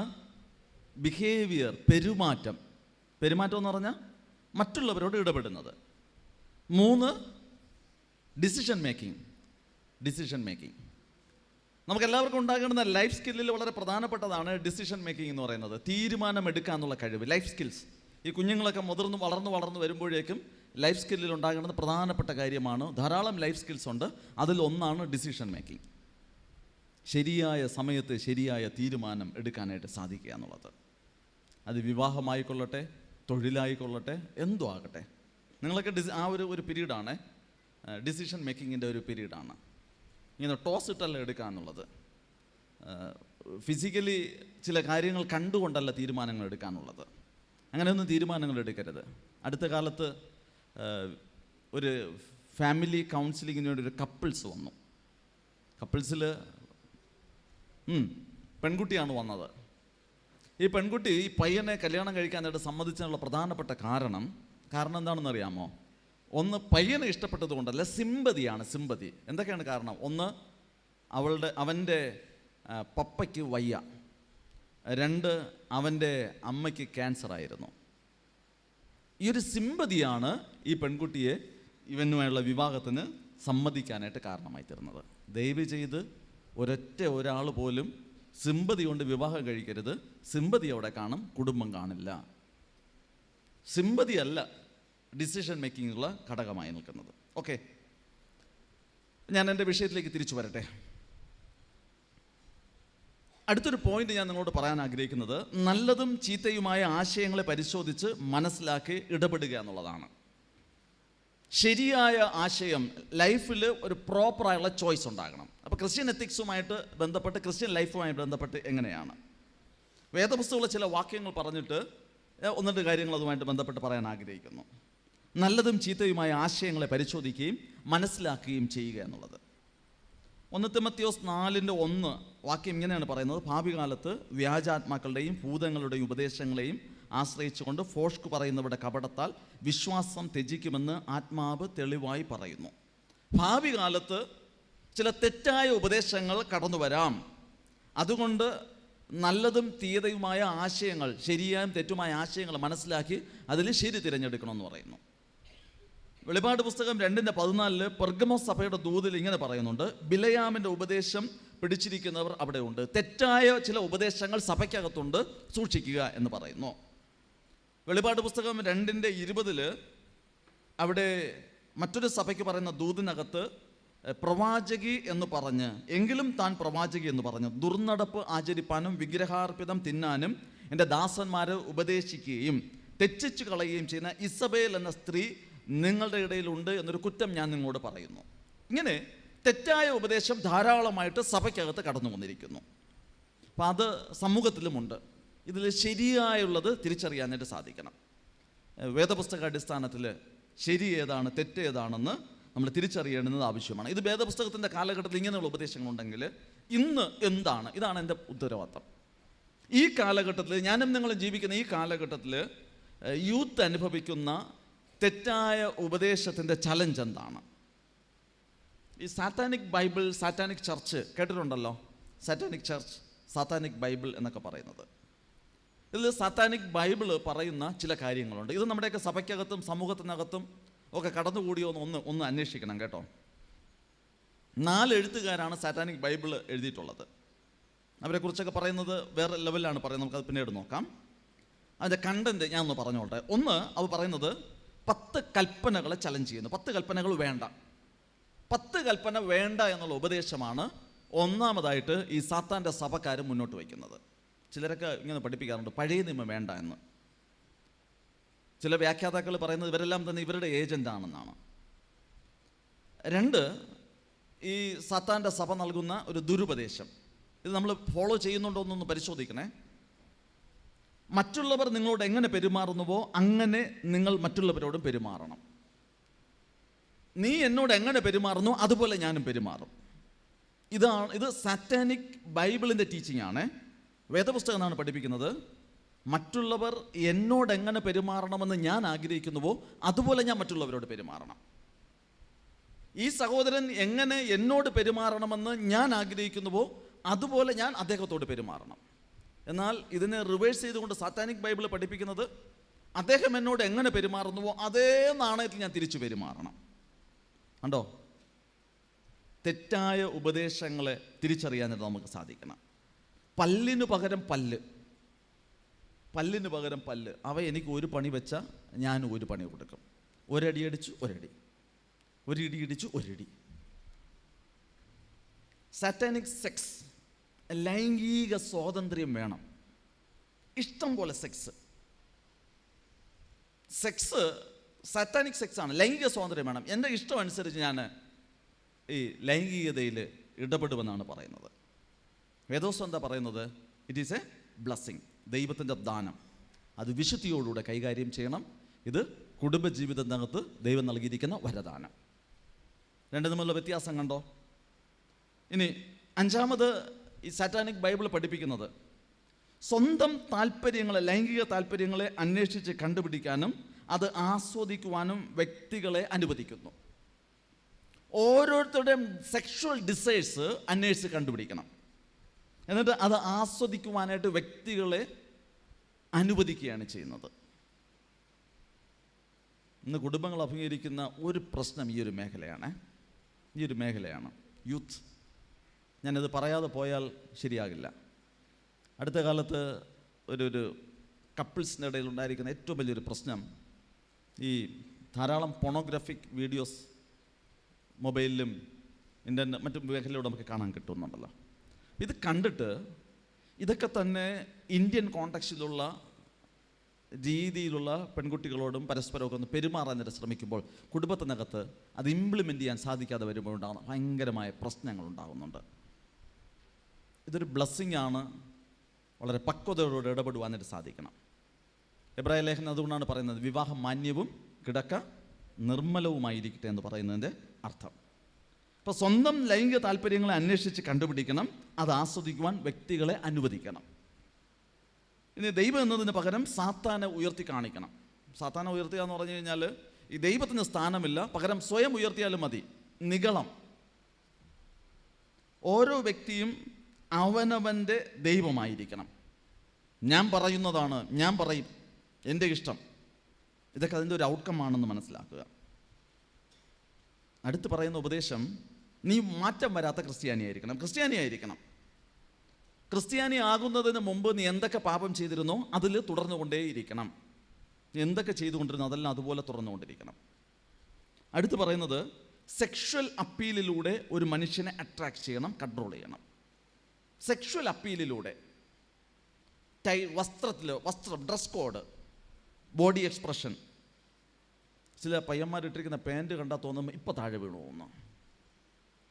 ചില ഡ്രസ് കോഡ്, അതിലൂടെ ബോഡി എക്സ്പോസ് ചെയ്ത് ഒരു സെക്ഷൽ അപ്പീലിലൂടെ മറ്റുള്ളവരെ കൺട്രോൾ ചെയ്യുക, അട്രാക്റ്റ് ചെയ്യുക. ഇനി ഈ സാത്താനിക സ്തുതികൾ, കോഡുകളൊക്കെ ഉപയോഗിക്കുക എന്നുള്ളതാണ്. അറിയാമോ, ഈ തലതിരിച്ചുള്ള കുരിശ് സാറ്റാനിക് ചർച്ചിനെയാണ് സൂചിപ്പിക്കുന്നത്. നമ്മൾ പലരൊക്കെ അടിക്കാറുള്ള ടാറ്റു അതിലുള്ള നല്ലൊരു ശതമാനം സിമ്പിൾസും ഇതിൻ്റെ ഒരു പ്രസൻറ്റേഷനാണ്. ഞാൻ പണ്ട് കാലത്ത് കേട്ടിട്ടുണ്ട്, ഇടത് ചെവിയിൽ കാത് കുത്തുന്നത് സാത്താൻ്റെ ചർച്ചുകാരുടെ സിമ്പിളായിട്ടാണ് കേട്ടിട്ടുള്ളത്. ഇനി അടിസ്ഥാന ഉപദേശങ്ങൾ പറയുന്ന സഭ വേണ്ട. രക്ഷയെക്കുറിച്ച്, വിശ്വാസത്തെക്കുറിച്ച്, ഭക്തിയെക്കുറിച്ച്, വിശുദ്ധ ജീവിതത്തെക്കുറിച്ച്, സാക്രമെൻസിനെ കുറിച്ച് പറയുന്ന സഭ വേണ്ട എന്നാണ് പറയുന്നത്. ക്രിസ്ത്യൻസ് വളർച്ച പ്രാപിക്കാൻ തടസ്സം ഉണ്ടായിത്തീരണം. അവരൊന്നും ഉയർച്ച പ്രാപിക്കരുത്, വളർച്ച പ്രാപിക്കാൻ തടസ്സം ഉണ്ടാകണം. അതിന് ബെസ്റ്റ് പരിപാടി പരസ്പരം കലഹിച്ചാൽ മതി. അപ്പോൾ കലഹമുണ്ടാകണം, കുറ്റം പറഞ്ഞുകൊണ്ടേയിരിക്കണം. ഞാൻ ഇദ്ദേഹത്തിൻ്റെ കുറ്റം പറയും, ഇദ്ദേഹം എൻ്റെ കുറ്റം പറയും. ഇങ്ങനെ കുറ്റം പറഞ്ഞ് ആരും വളരില്ല. അവരിങ്ങനെ വളർച്ച മുരടിച്ച് പോകുന്ന അനുഭവം ഉണ്ടാകും. നിർഗുണനാകണം. നിർഗുണർ എന്ന് പറഞ്ഞാൽ ഗുണമേന്മയില്ലാത്തവർ. തെറ്റ് ഒരാൾ ചെയ്യുന്നത് കണ്ടാൽ തിരുത്തരുത്, ഒരാൾ തെറ്റ് ചെയ്യുന്നത് കണ്ടാൽ തിരുത്തരുതെന്നാണ് പറയുന്നത്. രോഗശാന്തി വേണം, പക്ഷേ ക്രിസ്തു അനുഭവം വേണ്ട. ഉപവാസ പ്രാർത്ഥന നിർത്തിവെക്കണം. ഇതൊക്കെയാണ് ഈ സാറ്റാനിക് ചർച്ചിൻ്റെ ഉപദേശങ്ങൾ. എൻ്റെ ചോദ്യം, ഇതൊക്കെ നമ്മുടെ ഇടയിലുണ്ടോ? നാം ഏതാണ് ഫോളോ ചെയ്യുന്നത്? ഹോളി ബൈബിളാണോ അതോ സാറ്റാനിക് ബൈബിളാണോ? ഇനി പറഞ്ഞ പല ആശയങ്ങളും സാധാരണ ഉപദേശം പോലെയാണ് പറഞ്ഞുകൊണ്ടിരിക്കുന്നത്. സാധാരണ ഉപദേശം പോലെ ഇതിൽ പറഞ്ഞ പല ആശയങ്ങളും ഇംപ്ലിമെൻ്റ് ചെയ്യപ്പെട്ടുകൊണ്ടിരിക്കുകയാണ്. ഇതിനകത്ത് നോർമലായിട്ട് വന്നുകൊണ്ടിരിക്കുന്നു. ഇത് നമ്മൾ തിരിച്ചറിയണം. ഇപ്പോൾ എത്തിക്കൽ ലൈഫിൽ, ക്രിസ്ത്യൻ ലൈഫിലേക്ക് വരുമ്പോൾ ഒരു ക്രിസ്ത്യൻ വേ ഓഫ് ലൈഫ് നമുക്കുണ്ട്. എത്തിക്കൽ ലൈഫിലേക്ക് വരുമ്പോൾ നല്ലതും ചീത്തതുമായ ആശയങ്ങളെ പരിശോധിക്കുവാനും മനസ്സിലാക്കുവാനും ഇംപ്ലിമെൻ്റ് ചെയ്യുവാനും നമുക്ക് സാധിക്കേണ്ടുന്നത് ഏറ്റവും അത്യാവശ്യമായ കാര്യമാണ്. ഞാൻ എൻ്റെ പ്രസൻറ്റേഷൻ്റെ ഏറ്റവും അവസാന ഭാഗത്തേക്ക് എത്തുകയാണ്. യഥാർത്ഥത്തിൽ ഇനിയുള്ള സമയം ഡിസ്കഷൻ്റെ ടൈമാണ്. ഞാനൊരു 10-15 മിനിറ്റ് കൊണ്ട് പ്രസൻറ്റ് ചെയ്യാമല്ലോ? അതോ ഡിസ്കഷൻ കഴിഞ്ഞിട്ട് മതിയോ?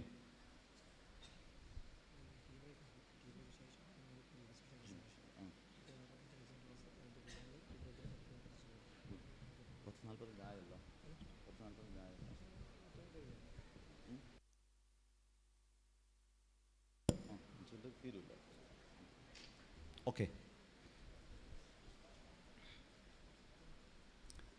നമ്മുടെ ലൈഫിൽ ഈ ക്രിസ്തുവിൻ്റെ സ്നേഹം അനുരഞ്ജനത്തിലേക്കും ഐക്യത്തിലേക്ക് നയിക്കുന്നുവെങ്കിൽ അതെങ്ങനെ ഇംപ്ലിമെൻ്റ് ചെയ്യാം എന്നുള്ളത് ചില സ്റ്റെപ്പുകൾ പറഞ്ഞ് ഞാൻ തുറന്ന് ചർച്ചയിലേക്ക് നമുക്ക് പോകാം. ടീ ബ്രേക്കാണ്, അത് കഴിഞ്ഞിട്ട് ചർച്ചയിലേക്ക് പോകാം. ഈ ഡെസ്മണ്ട് ടുറ്റു എന്ന് പറയുന്ന സൗത്ത് ആഫ്രിക്കയിലുള്ള ഒരു ആംഗ്ലിക്കൻ ബിഷപ്പുണ്ട്. അദ്ദേഹത്തിൻ്റെ വാക്കുകൾ ഇങ്ങനെയാണ്, അദ്ദേഹം തിയോളജിയനുമാണ്. നിങ്ങൾ എവിടെ ആയിരുന്നാലും നിങ്ങൾ ചെറിയ നന്മ ചെയ്യുക, ആ ചെറിയ നന്മകളാണ് ലോകത്തെ കീഴടക്കുന്നത്. നിങ്ങൾ എവിടെ ആയിരുന്നാലും കൊച്ചു കൊച്ചു നന്മകൾ ചെയ്യണം, ആ നന്മയാണ് ലോകത്തെ കീഴടക്കുന്നത്. നിങ്ങൾ എവിടെ ഉണ്ടായിരിക്കുന്നുവോ അവിടെ ചെറിയ ചെറിയ നന്മകൾ ചെയ്യുന്നവരായി തീരുക. കുഞ്ഞുണ്ണി മാഷിൻ്റെ ഒരു കവിത ഇങ്ങനെയാണുള്ളത്: വലിയൊരു ലോകം മുഴുവൻ നന്നാക്കാൻ ചെറിയൊരു സൂത്രം ചെവിയിലോതാം, സ്വയം നന്നാവുക. വലിയൊരു ലോകം മുഴുവൻ നന്നാക്കാൻ ചെറിയൊരു സൂത്രം ചെവിയിലോതാം, സ്വയം നന്നാവുക. ഞാൻ പറഞ്ഞു 3 കാര്യങ്ങളാണ് ഇതിൽ അടിസ്ഥാനപരമായിട്ട് നമ്മൾ മാറ്റം ഉണ്ടാകേണ്ടത്. ഏതൊക്കെയാണ്? ഒന്ന്, എന്താണ്? ക്യാരക്ടറിൽ മാറ്റം ഉണ്ടാകണം. എന്താണ്? ഒന്ന് പറയാമോ? ക്യാരക്ടർ, സ്വഭാവത്തിൽ മാറ്റം ഉണ്ടാകും. 2, ബിഹേവിയർ, പെരുമാറ്റത്തിൽ. 3, ഡിസിഷൻ മേഖല, ഈ 3 മേഖലയിലാണ് എത്തിക്കലി സ്പീക്കിംഗ് മാറ്റമുണ്ടാകേണ്ടുന്നത്. അങ്ങനെയാണെങ്കിൽ ഒരു ആക്ഷൻ ഓറിയൻറ്റഡ് ആയുള്ള യൂത്തായി തീരും. അങ്ങനെ ആയി കഴിയുമ്പോഴേക്കും നമ്മുടെ ഉള്ളിൽ ക്രിസ്തു സ്നേഹം കടന്നു വരികയും ആ ക്രിസ്തു സ്നേഹത്തിൽ നിന്നുകൊണ്ട് നമുക്ക് ലോകത്തെ അനുരഞ്ജനത്തിലേക്കും ഐക്യത്തിലേക്കും നയിക്കാനായിട്ട് സാധിക്കും. അതിനുവേണ്ടി നമുക്ക് എന്തൊക്കെ ചെയ്യാം? ഒന്നാമത്തെ കാര്യം, ഇനി കുറച്ച് പറയുന്ന പോയിന്റുകളൊന്ന് കുറിച്ചെടുത്ത്. ഒന്ന്, life has A meaning and purpose. ജീവിതത്തിൻ്റെ അർത്ഥവും ലക്ഷ്യവും കണ്ടെത്തുക. നമ്മളെല്ലാവരും ജീവിതത്തിൻ്റെ അർത്ഥവും ലക്ഷ്യവും കണ്ടെത്തിയിരിക്കണം. എൻ്റെ ജീവിതം കൊണ്ടൊരു അർത്ഥമുണ്ട്, എൻ്റെ ജീവിതം കൊണ്ടൊരു ലക്ഷ്യമുണ്ട്. ഈ ഭൂമിയിൽ ജനിക്കുന്ന എല്ലാ വ്യക്തികൾക്കും അവരുടെ ജീവിതം കൊണ്ട് ഒരു അർത്ഥമുണ്ട്, ഒരു ലക്ഷ്യമുണ്ട്, പർപ്പസ് ഉണ്ട്, ഒരു മീനിങ് ഉണ്ട്. പർപ്പസ് ഇല്ലാത്ത ജീവിതമല്ല, മീനിങ് ഇല്ലാത്ത ജീവിതമല്ല. നമ്മുടെ എല്ലാവരുടെയും ജീവിതത്തിന് ഒരു പർപ്പസ് ഉണ്ട്, ഒരു മീനിങ് ഉണ്ട്. ഇതൊന്ന് കണ്ടെത്തണം കേട്ടോ, കണ്ടെത്തണം. ഞാൻ പറയും, കൗൺസിലിങ്ങിലൂടെ ഞാൻ എൻ്റെ പർപ്പസ് കണ്ടെത്തും. ഡേവിഡ് ജോയിച്ച് ഇങ്ങനെ പറയണ്ട, അച്ഛാ ഞാനൊരു പുസ്തകം പബ്ലിഷ് ചെയ്യുമ്പോൾ, ഒരു പുതിയൊരു പുസ്തകം പബ്ലിഷ് ചെയ്യുമ്പം എനിക്കൊരു സാറ്റിസ്ഫാക്ഷൻ കിട്ടും, അതിലൊരു അർത്ഥം ഞാൻ കണ്ടെത്തും. ഞാൻ ഇപ്പോഴും വളരെ സന്തോഷത്തോടെ ഓർക്കുന്ന ഒരു കുടുംബമുണ്ട്. അയ്യോ, രണ്ടും 2 പാത്രമായി പോകുമോ എന്ന് പ്രതീക്ഷയോടുകൂടെ കടന്നു വന്നതാണ്. പക്ഷേ അത് കഴിഞ്ഞതിന് ശേഷം 2 പേരും സ്നേഹത്തോടുകൂടെ കടന്നു പോയപ്പോൾ അന്ന് ഞാൻ അനുഭവിച്ച ഭയങ്കരമായൊരു സാറ്റിസ്ഫാക്ഷനുണ്ട്, ഒരു സംതൃപ്തിയുണ്ട്. അത് ഇന്നും മനസ്സിങ്ങനെ നിറഞ്ഞു നിൽക്കുകയാണ് ചെയ്യുന്നത്. നമ്മുടെയൊക്കെ ജീവിതത്തിന് ഒരു അർത്ഥമുണ്ട്, ഒരു ലക്ഷ്യമുണ്ട്, അത് കണ്ടെത്തണം. വേദപുസ്തകത്തിൽ ഈ യോഹന്നാൻ സ്നാപകൻ നമുക്ക് പരിചിതമായ വ്യക്തിയാണ്. യോഹന്നാൻ സ്നാപകൻ്റെ ജീവിതം കൊണ്ട് ഒരു അർത്ഥമുണ്ടായിരുന്നു, ലക്ഷ്യമുണ്ടായിരുന്നു. സിമ്പിളാണ്, ഇൻട്രൊഡ്യൂസിങ് ക്രൈസ്റ്റ്, യേശുവിനെ ഇൻട്രൊഡ്യൂസ് ചെയ്യുക. ഇതാണ് യോഹന്നാൻ സ്നാപകൻ്റെ ഉത്തരവാദിത്വമായിരുന്നു. അവൻ നിങ്ങളെ വെള്ളത്തിലും തീയിലും സ്നാനപ്പെടുത്തുമെന്നൊക്കെ പറഞ്ഞുകൊണ്ട് യേശുവിനെ ഇൻട്രൊഡ്യൂസ് ചെയ്യുകയാണ് ചെയ്തത്, യേശുവിന് വേണ്ടി പാത ഒരുക്കുകയാണ് ചെയ്യുന്നത്. ഈ വിക്ടർ ഫ്രാങ്ക്ലിൻ്റെ ഒരു പുസ്തകമുണ്ട്, man's search for a meaning life. Nazi concentration ക്യാമ്പിലായിരിക്കുന്ന കാലഘട്ടത്തിൽ അവരനുഭവിച്ച പീഡനങ്ങളുടെ അടിസ്ഥാനത്തിലാണ് അത് എഴുതപ്പെട്ടിരിക്കുന്നത്. അദ്ദേഹം 2 തരത്തിലുള്ള വ്യക്തികൾ അവിടെ കണ്ടെത്തി. ഒന്ന്, ഈ ജീവിതത്തിൻ്റെ അർത്ഥം കണ്ടെത്തിയവരും അർത്ഥം കണ്ടെത്താത്തവരും. ആരൊക്കെ ജീവിതത്തിന് അർത്ഥമുണ്ടെന്നും പർപ്പസ് ഉണ്ടെന്നും കണ്ടെത്തിയോ, ഏത് സാഹചര്യത്തിലായാലും ആ സാഹചര്യങ്ങൾ അവരെ സ്വാധീനിക്കില്ല. അവർ ഈ അർത്ഥത്തിലും പർപ്പസിലും ജീവിതം മുന്നോട്ട് നയിക്കും. സിമ്പിൾ ഭാഷയിൽ പറഞ്ഞാൽ അവർ സംതൃപ്തരായിരിക്കും. എവിടെ കൊണ്ടിട്ടാലും സംതൃപ്തിയോടെ ജീവിക്കും. ഏത് സാഹചര്യത്തിലും സംതൃപ്തിയായിരിക്കും. ഇല്ല എങ്കിൽ അവിടെ പോയി കഴിഞ്ഞാൽ അത് ശരിയായില്ല, ഇത് ശരിയായില്ല എന്നിങ്ങനെ കുറ്റങ്ങൾ പറഞ്ഞുകൊണ്ടേയിരിക്കും. പകരം സംതൃപ്തമായ ജീവിതത്തിൻ്റെ ഉടമകളായിരിക്കും. അപ്പം ജീവിതത്തിന് ഒരു അർത്ഥമുണ്ട്, ലക്ഷ്യമുണ്ട്. ലക്ഷ്യമുണ്ടോ യൂത്ത്? ലക്ഷ്യമുണ്ടോ? ഉണ്ട്. ലക്ഷ്യം വേണം. അതുകൊണ്ടാണ് ഞാൻ നിങ്ങളോട് ആരംഭത്തിൽ പറഞ്ഞത് നിങ്ങളുടെ ലൈഫ് ഗോൾ എഴുതാനായിട്ട് പറഞ്ഞത്. 2, ഹീലിംഗ് റിലേഷൻഷിപ്പ് ഉണ്ടാകണം. Healing relationship. ഡാമേജ് ആയിരിക്കുന്ന എല്ലാ ബന്ധങ്ങളെയും ഹീൽ ചെയ്യിപ്പിക്കണം. ഡാമേജ് ആയിരിക്കുന്ന ബന്ധങ്ങളെ ഹീൽ ചെയ്യിപ്പിക്കേണ്ടുന്നത് ആവശ്യമാണ്. ടോൾസ്റ്റോയുടെ വാക്കുകൾ ഇങ്ങനെയാണ്: സമൂഹത്തെ നന്നാക്കാൻ നിരവധി പേരുണ്ട്, സ്വയം നന്നാവാൻ ആരും തയ്യാറല്ല.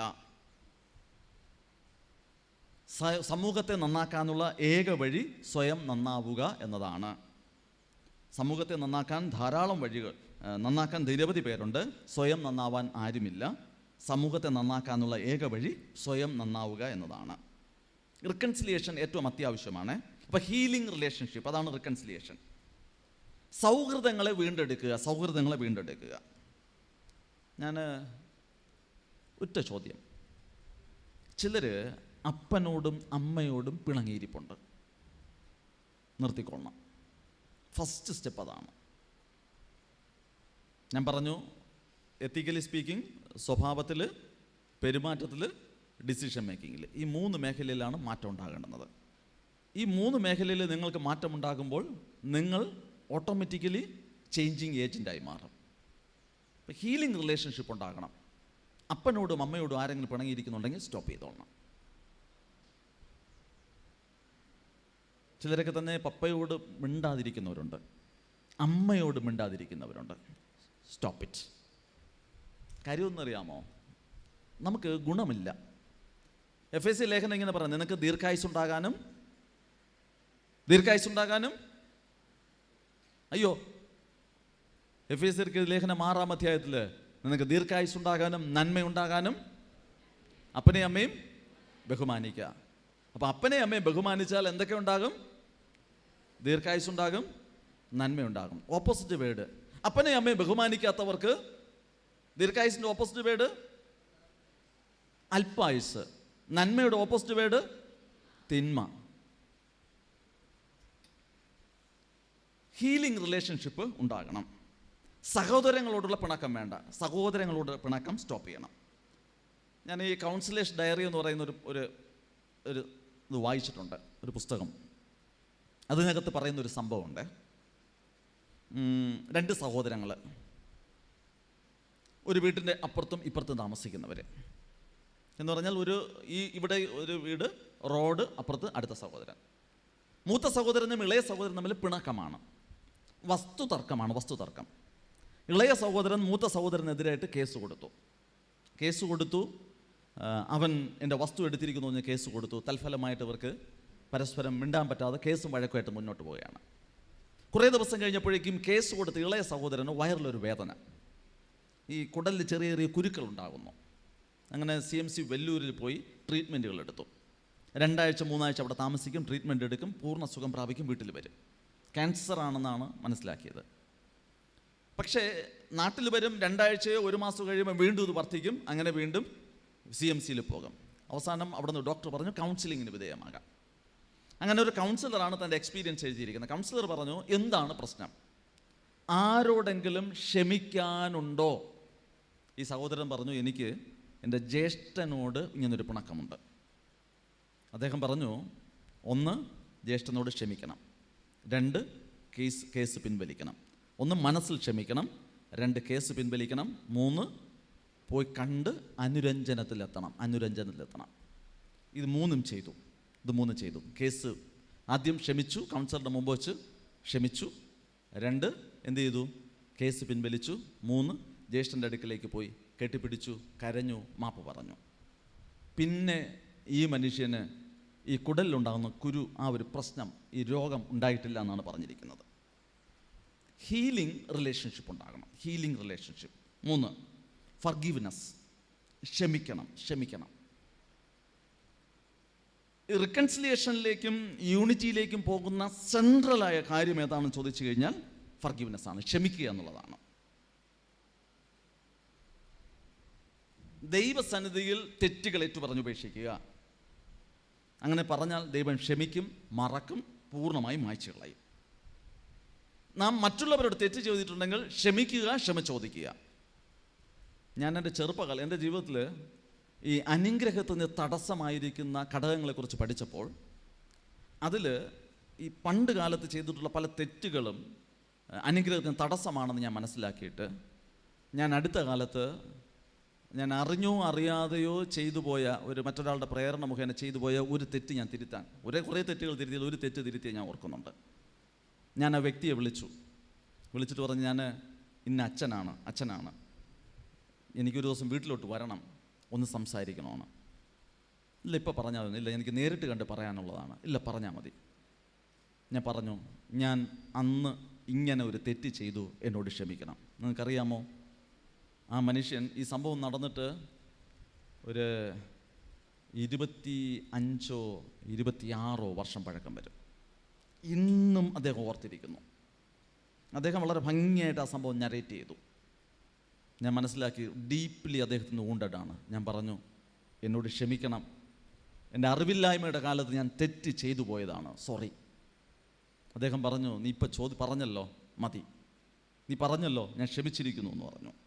ഫർഗീവ്നെസ്, ക്ഷമിക്കണം, ക്ഷമ ചോദിക്കണം. യേശു ഈ ക്രൂശിൽ കിടക്കുന്ന സമയത്ത് ഏറ്റവും അവസാനം ചെയ്ത ഏറ്റവും പ്രധാനപ്പെട്ട ഒരു കാര്യം അതാണ്, ക്ഷമിച്ചു, ക്ഷമ ചോദിച്ചു. പല കുടുംബങ്ങളും തകർന്നു പോകുന്നതിനുള്ള പ്രധാനപ്പെട്ട കാരണം ഈ ക്ഷമിക്കാൻ പറ്റാത്തതാണ്, ഫർഗീവ്നെസ് ആണ്, ഒരു സ്പേസ് ഇല്ലാത്തതാണ്. ചില തെറ്റുകൾക്കൊക്കെ ഒരു നിവൃത്തിയില്ലാതിരിക്കുന്ന സാഹചര്യമാണെന്നും എനിക്കറിയാം. പക്ഷേ ചില സമയത്ത് അത് ക്ഷമിച്ചേ മതിയാകുകയുള്ളൂ. ക്ഷമിക്കണം, കാരണം ക്രിസ്തു നമ്മോട് ക്ഷമിച്ചതുകൊണ്ട് ഞാനും നിങ്ങളും ക്ഷമിക്കേണ്ടുന്നത് ആവശ്യമാണ്. ദുർബലന്മാർ ഒരിക്കലും ക്ഷമിക്കില്ല. കരുത്തന്മാരുടെയും കരുത്തുള്ളവരുടെയും ലക്ഷണമാണ് മറ്റുള്ളവരോട് ക്ഷമിക്കുക എന്ന് പറയുന്നത്. ദുർബലന്മാരുടെ ലക്ഷണമാണ് ക്ഷമിക്കാൻ കഴിയാത്തത്. പകരം സ്ട്രോങ് ആയുള്ള വ്യക്തികളുടെ ലക്ഷണമാണ് ഈ ക്ഷമിക്കുക എന്ന് പറയുന്നത്. നമുക്ക് ക്ഷമിക്കാനാകണം കേട്ടോ. എനിക്ക് എന്നോട് ക്ഷമിക്കാനാകണം. അതാണ് ഒന്നാമത്തെ സ്റ്റെപ്പ്. എനിക്ക് എന്നോട് ക്ഷമിക്കാനാകണം. ഈ ആത്മഹത്യയുടെ പിന്നിലുള്ള പ്രധാനപ്പെട്ട കാരണം അതാണ്. നാലാമതായിട്ട് കമ്മ്യൂണിക്കേഷൻ, ആശയവിനിമയം ഉണ്ടാക്കിയെടുക്കണം. ആശയവിനിമയം തുറന്നതും സത്യസന്ധവുമായ ആശയവിനിമയങ്ങൾ, തുറന്നതും സത്യസന്ധവുമായ സംഭാഷണങ്ങൾ ഉണ്ടാകണം. ആശയവിനിമയത്തിനകത്ത് പ്രധാനപ്പെട്ട ഒരു ഘടകമാണ് വില്ലിങ്നെസ് ടു ലിസൺ, കേൾക്കുക എന്നുള്ളത്. കേൾക്കുക. നിങ്ങൾക്കറിയാമോ, ഈ ഗാരി ചാപ്മാൻ്റെ ഒരു ഫേമസ് ആയ ഒരു പുസ്തകമുണ്ട്, 5 ലവ് ലാംഗ്വേജസ്. കപ്പിൾസിൻ്റെ ഇടയിൽ, വിവാഹിതരായുടെ ഇടയിൽ, കല്യാണം കഴിച്ചവരുണ്ടോ ഇവിടെ? വിവാഹിതരായവരുണ്ടോ? ആ, ഓക്കെ. വിവാഹം കഴിക്കാൻ താല്പര്യപ്പെടുന്നവരുണ്ടോ? ഇല്ലേ? കർത്താവേ, കല്യാണം കഴിക്കണം കേട്ടോ. ഏകനായിരിക്കുന്നത് നന്നല്ല എന്നാണ് പറയുന്നത്. ഏകയായിരിക്കുന്നത് നന്നല്ല. അതുകൊണ്ട് ഒരു തക്കതായ തുണയെ ദൈവം തരും. അതിനുവേണ്ടി പ്രാർത്ഥിച്ചോളണം. ഓ, കല്യാണക്കാര്യം പറഞ്ഞപ്പോൾ എന്തോ ഒരു സന്തോഷം കർത്താവേ.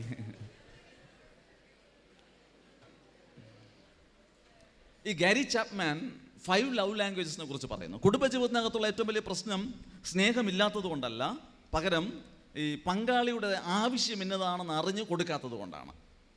ഉദാഹരണത്തിന്, ഈ നമ്മുടെയൊക്കെ വീട്ടിൽ ടാങ്ക് ഉണ്ട്, ലവ് ടാങ്ക്. വീടുകളിൽ ഓരോ വ്യക്തിക്ക് ഒരു ലവ് ടാങ്ക് ഉണ്ട്. ആ ലവ് ടാങ്കിനകത്ത് അവരുടെ നീഡ് അനുസരിച്ച് ഫില്ല് ചെയ്യണം.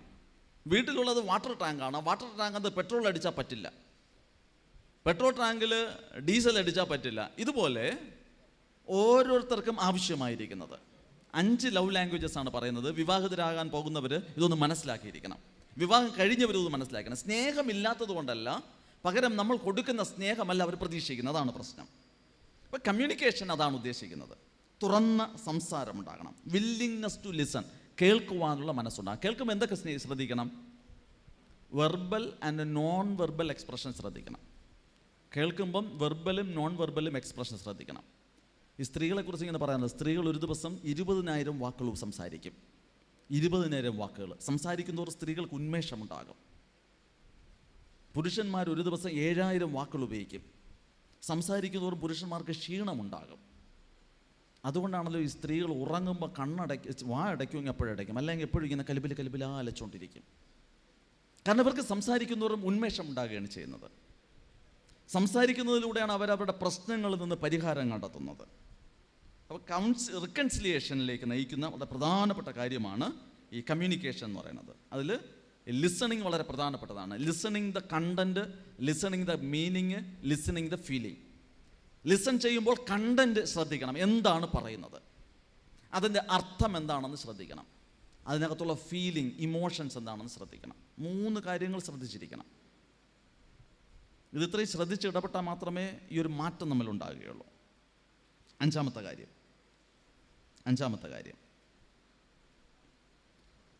സ്വന്തം തെറ്റുകളുടെ ഉത്തരവാദിത്വം ഏറ്റെടുക്കാൻ കഴിയണം. ഞാൻ ചെയ്ത തെറ്റിൻ്റെ ഉത്തരവാദിത്വം ഞാൻ ഏറ്റെടുക്കണം. പലപ്പോഴും നമ്മൾ ഈ ഒരു തെറ്റ് മറയ്ക്കാൻ വേണ്ടി വീണ്ടും കുറേ കള്ളം പറയും. അത് വേണ്ട. അടിസ്ഥാനപരമായ സ്റ്റെപ്പ് ഇതാണ്. എന്താണ്? ഈ taking the responsibility of our mistake. സ്വന്തം തെറ്റുകളുടെ ഉത്തരവാദിത്വം ഏറ്റെടുക്കണം. ആൻ്റണി ഡിമെലോ എന്ന് പറയുന്ന ഒരു കൊച്ചു കഥകൾ എഴുതുന്ന ഒരു വ്യക്തിയുണ്ട്. അദ്ദേഹം പറയുന്നത്, വേദപുസ്തകത്തിലെ വാക്കുകൾ ചത്തു മരവിച്ചതാണെന്ന് ഞാൻ പലപ്പോഴും ചിന്തിച്ചിട്ടുണ്ട്. എന്നാൽ അവ നിറയെ ജീവനും ഓജസ്സുമുള്ളതാണെന്ന് ഞാൻ ഇപ്പോൾ മനസ്സിലാക്കുന്നു. എൻ്റെ ഹൃദയമാണ് നിർജീവമായിരിക്കുന്നതെന്ന് ഞാൻ മനസ്സിലാക്കുന്നു. അദ്ദേഹം വേദപുസ്തകത്തെ കുറ്റം പറഞ്ഞു, പക്ഷേ ഇപ്പോൾ തിരിച്ചറിയുന്നു. എന്താണ്? വേദപുസ്തകത്തിലുള്ള വാക്കുകൾ ചത്തു മരവിച്ചതാണെന്ന് ഞാൻ പലപ്പോഴും ചിന്തിച്ചിട്ടുണ്ട്. എന്നാൽ അവ നിറയെ ജീവനും ഓജസ്സുമുള്ളതാണെന്ന് ഇപ്പോൾ ഞാൻ മനസ്സിലാക്കുന്നു. എൻ്റെ ഹൃദയമാണ് കല്ലിച്ച് നിർജീവമായിരിക്കുന്നതെന്ന് അദ്ദേഹം പറയുന്നു. 6ാമത്തെ കാര്യം, 2 കാര്യം കൂടെ ഉണ്ട്, അതോടെ ഞാൻ നിർത്തുകയാണ്. Restoration and unity. അനുരഞ്ജനത്തിൻ്റെ ആത്യന്തികമായ ലക്ഷ്യം ഐക്യമാണ്.